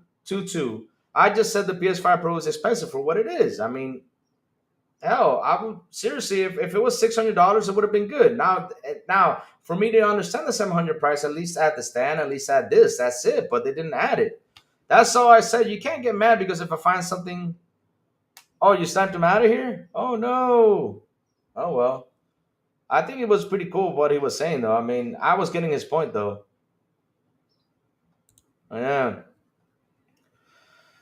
Final Fantasy 16, Warframe, and Mario Kart World. Nice. See, Sappho's playing on everything. Me? What did I play last night?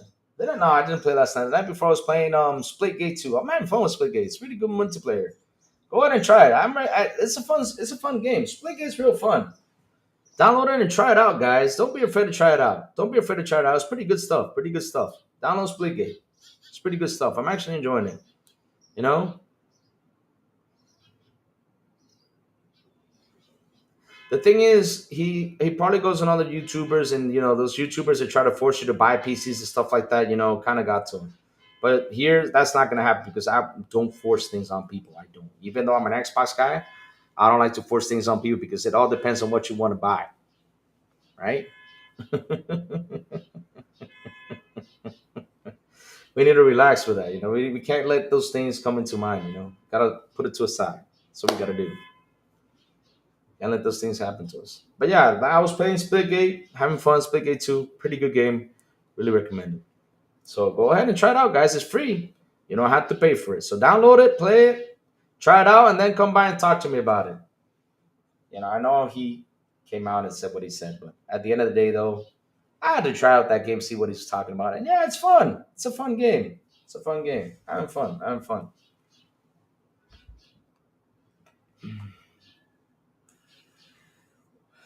And man, there's also Space Marine that we got to try out.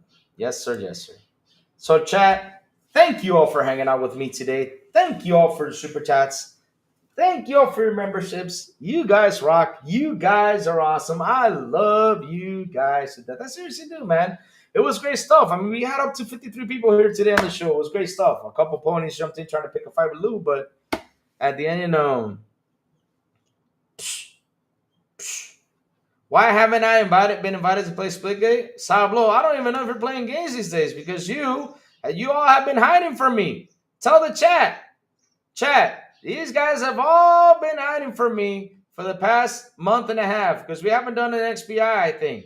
They've been hiding from me, chat. They've been hiding from me. That's what they've been doing. They've been hiding. We haven't done an XBI show because they've been hiding. So how the hell do I know if you're playing Splitgate? Oh, Lord, oh, Lord, oh, Lord. Oh, man.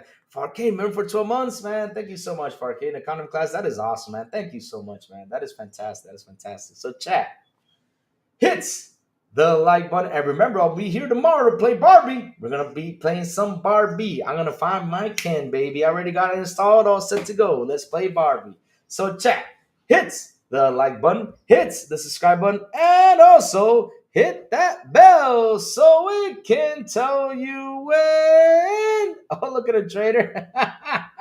Sourblow, I'm on every day. Just look for me and say, Lou, let's go play. Or dude, you have me on. What's up? Write to me. Write to me. Write to me. Playing with who? Who the hell's that dude? Seriously. Yeah, the Atlas is out too, guys. The Atlas is out too. Go ahead and try it out. I'm gonna have to install that game and try it out. Try it out tomorrow. But yeah, chat. Hit the like button, hit that subscribe button, and also hit that bell so I can tell you when XBI content comes on. And guys, have a beautiful.